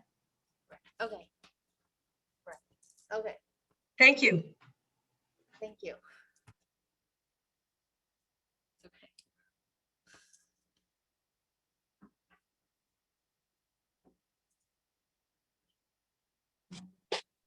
Good evening, Perry Urso. Thank you for your time. My efforts in contesting the SID far supersede my own professional and personal benefits. This impeding tax strips local land business owners of motivation or incentive to continue contributing to grow our community. The comparison between Short Hills and surrounding towns has been made on multiple occasions. However, we fail to make mention of one major variable, the mall at Short Hills. We simply cannot align our expectations of Millburn Avenue with what neighboring downtown areas who lack the amenity of a boutique high-end mall. We can put blame on local landlords, but I am certain we can all agree that our vacancies are no fault of our own. We have made tremendous efforts to work with our potential tenants to ensure full execution of lease agreements, from tenant inducements for construction, store build-out costs, to base rent abasements to allow for businesses to generate revenue prior to obligations of rent. We have been creative, generous, understanding, and most importantly, forgiving of default, lack of payment, and early terminations. All while we've seen little generosity, understanding, and again, most importantly, and forgiveness of real estate tax extensions and relief unless property owner filed a tax abatement. To be sure, I'm clearly articulating, I am directly referring to the gross lack of consideration for the individuals who have actually been carrying the financial burdens caused by the pandemic. We have stood nearly idle while our life savings rapidly diminish. And what does our local government plan to do? Reverse the catastrophic hardship and preserve our community as we once knew. You suggest overtaxing the very people who are currently suffering. I may not work in government, so please excuse my naiveness, but where's the logic here? The township plans to improving districts by overtaxing commercial property owners with low tenancies. This is what once a great town is now facing. Short Hills Mall is currently seeking a tax abatement. The same should be offered to landlords and potential tenants in consideration for leaseholds, not irrationally or arbitrarily imposing additional unnecessary tax inflations. We are not surrounding towns template, nor can we be held to the standard, especially when the expanded districts are not considered a pedestrian mall. However, the focus clearly is on downtown. Please don't fool yourselves. The current CID has not provided the same advertising, marketing, and customer outreach benefits as other major consumer-driven communities have. Why would we, the realtor or the landlord, be held to the same foot traffic demands when we see a fraction of the foot traffic? Or is this just a campaign platform? Unjustifiably overtaxing the pillars who built and continue to support this community will surely bring further distress to our community and perpetuate the already devastating vacancies rate in town. Without our local government support and loyalty to us, the residents, the business, the landowners, the face of the local retail will forever change negatively. You will attract a less attentive landlord and business owners, which will only continue to alter the face of commercial retail in town. Just remember, you do it for one, you do it for all. Thank you. Thank you. For everyone on the line, let's please adhere to the 3-minute time limit. Thank you.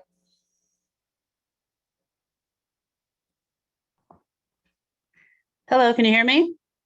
Yes, we can. Hi, Marilee Reesbeck, 91 Whittingham Terrace, Millburn. I'd like to applaud the Township Committee for voting to approve the bid process for the removal of flex parking. Thank you. I'm curious, does anyone know when the ordinance limiting restaurants within 125 feet went into effect? Because I grew up in town and there was a large restaurant on Millburn Avenue, Upper Millburn Avenue, named Buxton's on the corner of Millburn Avenue and Baltusrol Way, backing onto Meadowbrook.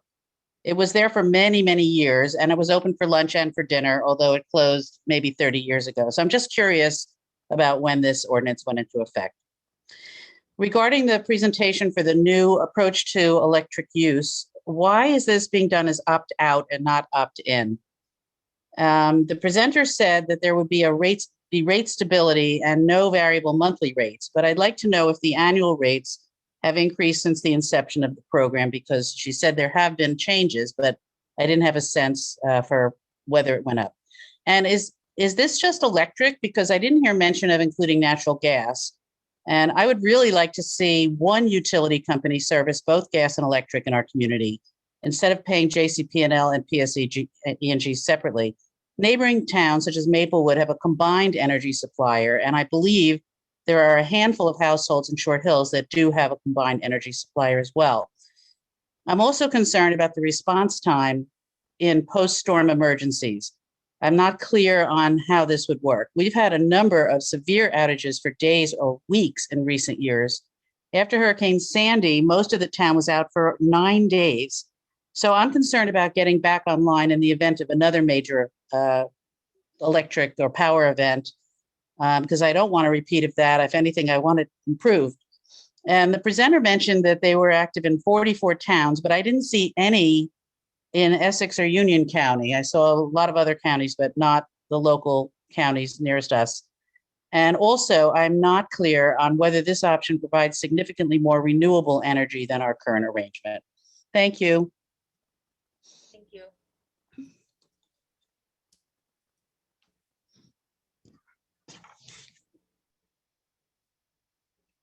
1993. Okay.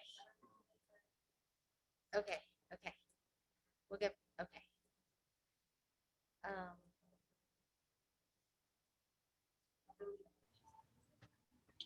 Good afternoon. Thank you for your time. Dominique Urso, 514 Millburn Avenue. I would just like to thank the committee and Alex for reporting that they will put in the last speed bump on Jarvis Lane. I really appreciate that consideration of doing that, as in the end, it is on the town's property, town road, so thank you for that. I also would like to add and recognize Shannon Cross's efforts, as we are seeing some relief since COVID. She solely stepped up and got the flag program going. Her efforts should not go unnoticed. And so how about a proclamation for all her efforts and good deed? And lastly, please rescind the SID. We as property business owners and landlords are just trying to get over this hurdle of COVID and make up for lost ends meet. So your consideration to rescind this would be greatly appreciated to help us. Thank you. Taxation is not the answer to help struggling business. Thank you.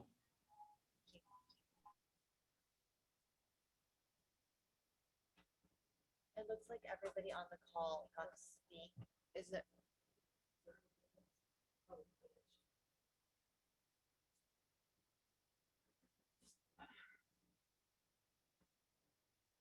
Jean Pasternak. I would like to say that I agree with the comment about the taking the Zoom option away. I think it really limits people, and I think since the Board of Ed is not doing that, and you heard the woman from MMAC say that Zoom allowed them to reach a lot of people, I think that that's being consistent with other important groups in this township, especially the Board of Education. The other thing I wanted to comment on is as far as the SID. Congressional Representative Malinowski was mentioned in an email that we opened that he is being used to help expedite the 501. He also, I noticed, was attending the FAME event. So I just wonder, are we using Congress people rather than our own community to get buy-in for this SID and getting things lined up? I think it really does speak to the deficiency of reaching out to the community and getting the support by having to turn to Congress people to do the job that should have been done. That was approved in August, and the 501 IRS application was done in November. So it looks to me like there was some delay, and now we're using Congress people to get things expedited. I don't think that that makes sense. Finally, what are you doing with the ordinance 2577-21 after you heard these impassioned pleas to stop it? You grandfathered Chatham Road, where a sitting TC member has her office, but you failed to do the same for all the residential streets impacted. This is basically screwing our residents over commercial property owners. The proof is in the various emails that we opened. And I just want to read a couple of points that I got. One was from Thursday, June 18th. Thank you, everyone, for being accommodating. This is from a commercial business owner. Landlord and owner of property. Thank you for accommodating, allowing tenant to proceed with his restaurant opening after being shut down for 3 months. He will most definitely apply for any and all permits required for facade signage and changing in the name from blank to blank. He might wait till township approves and memorializes the change in zoning this August, September to expedite his cause versus spending $5,000 and hiring an attorney to appear before the township for site plan. Tenant also recommends Board of Health receive Board of Health approval, blah, blah, blah. Thanks for your cooperation in these most difficult and challenging of times. Okay, so then again, this was in June of 2020. By law, there's no requirement to make an application to the township. Just more and more, the delay is costing unnecessary hardship and delays from someone who's been shut down. He's legally entitled. Your zoning is causing damages. I mean, just more and more stuff in here about what this landlord pleads as his problem. That's just crazy that we're bending to one landlord to change residential property prices across the board. Finally, I would just want to add, there's somebody sitting up there that's promoting property and selling it, and yet may be voting against the value of their property. That's not right.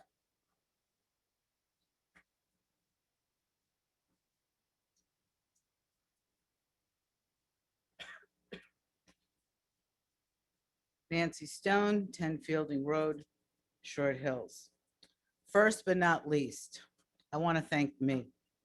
I want to thank me for believing in my ethics and principles.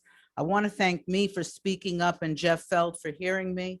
I want to thank me for showing up here at every meeting to hear what is going on with my dear friend Gene Pasternak.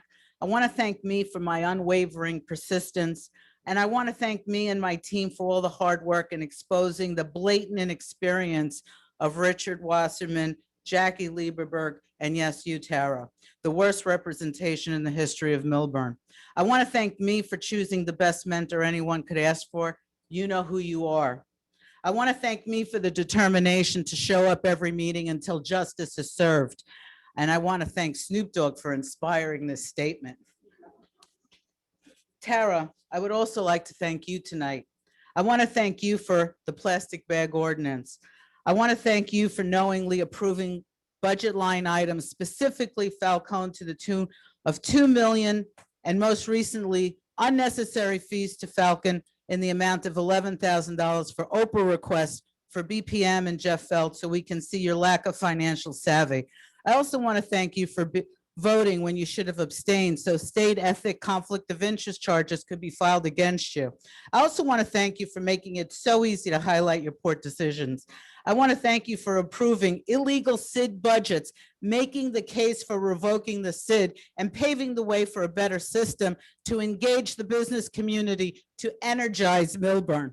I want to thank you for taking forever getting a 501c3 for the SID. We've been asking for this filing since September of 2020.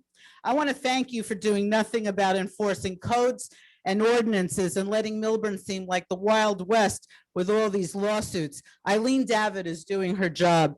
I want to thank you for not supervising Richard and Jackie's choices for executive directors for the illegal SID. On May 3rd, a day before the last TC meeting, the Main Street application came back from the state telling you that you did it wrong and you do not have the 501c3 filing, jeopardizing the Main Street application as we've been asking for. You voted on the budget anyway. I want to thank you for highlighting every day that you're no better than any Republican that ever served on this dais. And I want you to thank you for paving the way for Oyen in 167 days. All right. Does anyone else want to make any public comment tonight? Okay, does any of my fellow committee members want to respond to any of the comments or questions that were made tonight? Oh, you do? Yes. Go for it. TC training question came up. When I joined TC, I went through training and I went through multiple trainings. There are some actually required and some are optional to take. Myself, I've gone through maybe 3 or 4 already, and massive ones all day long, 8 to 4. So that's that. Then bump away. I wasn't sure about that bump away myself. What? The complete street Oh. or that parking thing away, raised parking away. I've gotten so many emails and we have seen what was put in as a survey. And that clearly says people want that parking thing away. So my personal thinking aside, I need to go with what people is asking for. Simple questions are answered right away.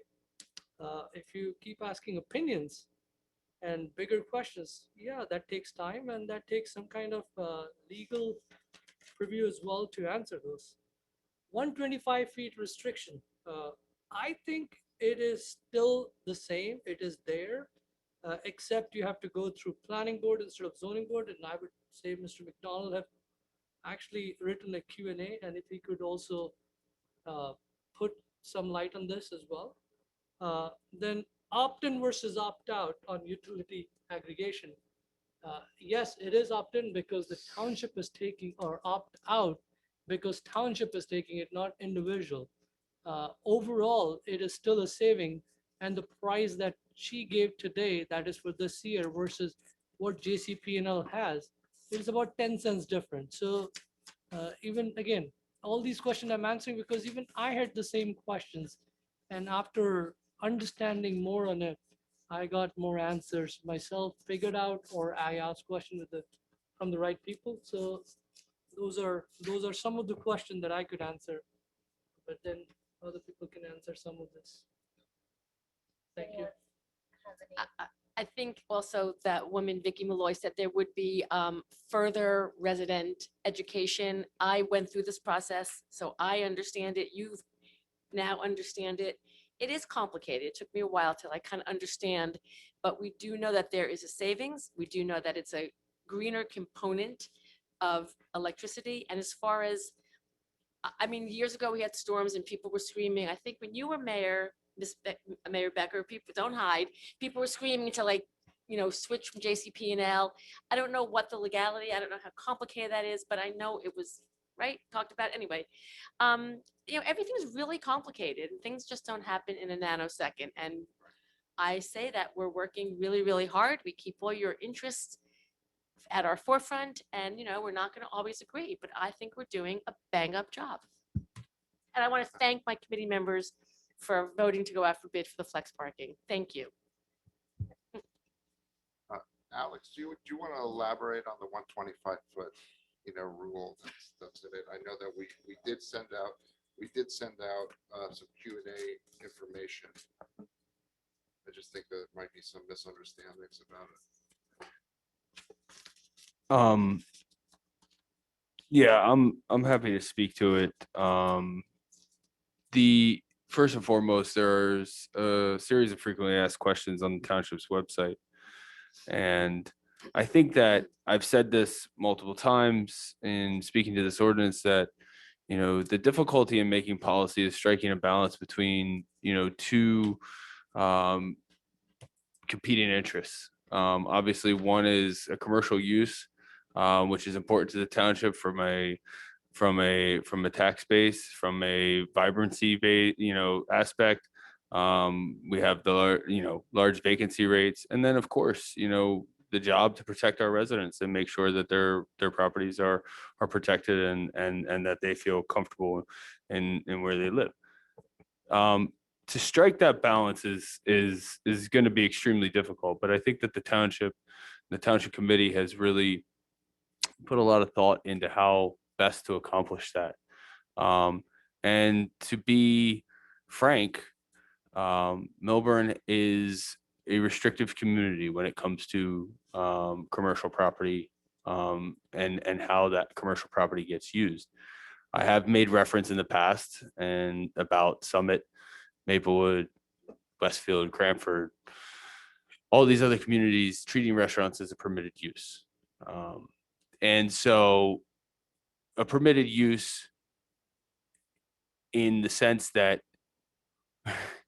they still have to comply with zoning, just like a permitted use here would still have to comply with zoning, with all the other requirements that are set forth in a zone, parking, buffer, whatever it might be.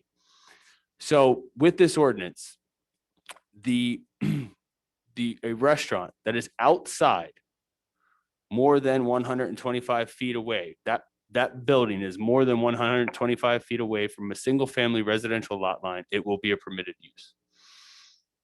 If that building where that restaurant would be located is within 125 feet or closer, it will now be a conditional use, which means that if it can meet the conditions that are set forth in that conditional use standard, I think there are 7 outlined, it will go before the planning board. If it cannot meet one or more of those conditional uses, it will go before the zoning board. There are still parking requirements for each of the business zones, with the exception of B4, which there is in that ordinance is also included a waiver of the parking requirement. And there are still other zoning issues within those zones that need to be adhered to. The big one is that there's a buffer requirement, there's trash requirements, there's lighting requirements, there's mechanical code. There are various things. And if I just do a quick comparison to Summit, and I know this has been brought up to me, but Summit, their restaurants are permitted use in each of their business zones, including their neighborhood business zone. And there are supplementary conditions included in that. We want to, again, I think there's, it's tough. There's, you're always fighting this balance between the residential community and the commercial community. And this ordinance provides the protections that are necessary, which is someone going before a land use board prior to just opening up the doors to a restaurant that's going to be closer than 125 feet to a residential property. But for all those properties that are outside of that 125 foot, it will be permitted. I have not yet come across in the communities that I've researched a 125 foot standard. It's not a setback, it's a standard. It's saying if you are within 125 foot, you must do this. If you're outside of 125 foot, you don't have to do. So that's where that ordinance stands. Again, there are frequently asked questions on the website. I'm happy to answer anybody's questions. I've spoken and I will speak further with Mr. Morial and I'm happy to do that. But a lot of the questions are about Morris Avenue, B2. Yep. The B2. So if there was a vacancy there, I mean, are most, I know there may be a few one-offs, but would that trigger the 125 foot? A lot of them do, yeah, but there are some that don't. There are some, they're like the bank that sits on at Morris Turnpike. It's not within 125 feet. But a lot of the commercial properties that line Morris Avenue, most of those would trigger the 125 foot. Absolutely. And that would have to go to a land use board. Correct. But the former Wells Fargo or the former Walgreens next to King's would not. Yeah, but the ones on Morris Avenue, B2, they would trigger that, and we would have protection there for Right. the residents. And all of the properties on the north side of Upper Millburn Avenue would trip land use board. All the properties on the south side would be permitted uses. Not right now. Thank you. Does anybody have any other? Yes. Just following up on what Alex said and to the gentleman's comment, I want to be sure you understood that both what he and I said in connection with the conversation about prohibiting rooftop decks and variances. What we said is anyone can always apply for a variance. Getting one is a whole other story. And I can tell you, as an instructor for many years of the land use courses, being a land use attorney, the burden that would be on anybody attempting to get a variance from that requirement would be practically insurmountable. So no, we can't do that, but we're about to end the meeting very soon, and then you can have all the conversation that you want to. Is there anybody else, any other committee members want to make any, answer any questions or make any comments to anything that was raised during public comment? Okay, may I have a motion to adjourn the meeting? Motion. May I have a second? Second. All right, good night, Millburn Township. Thank you. Thanks.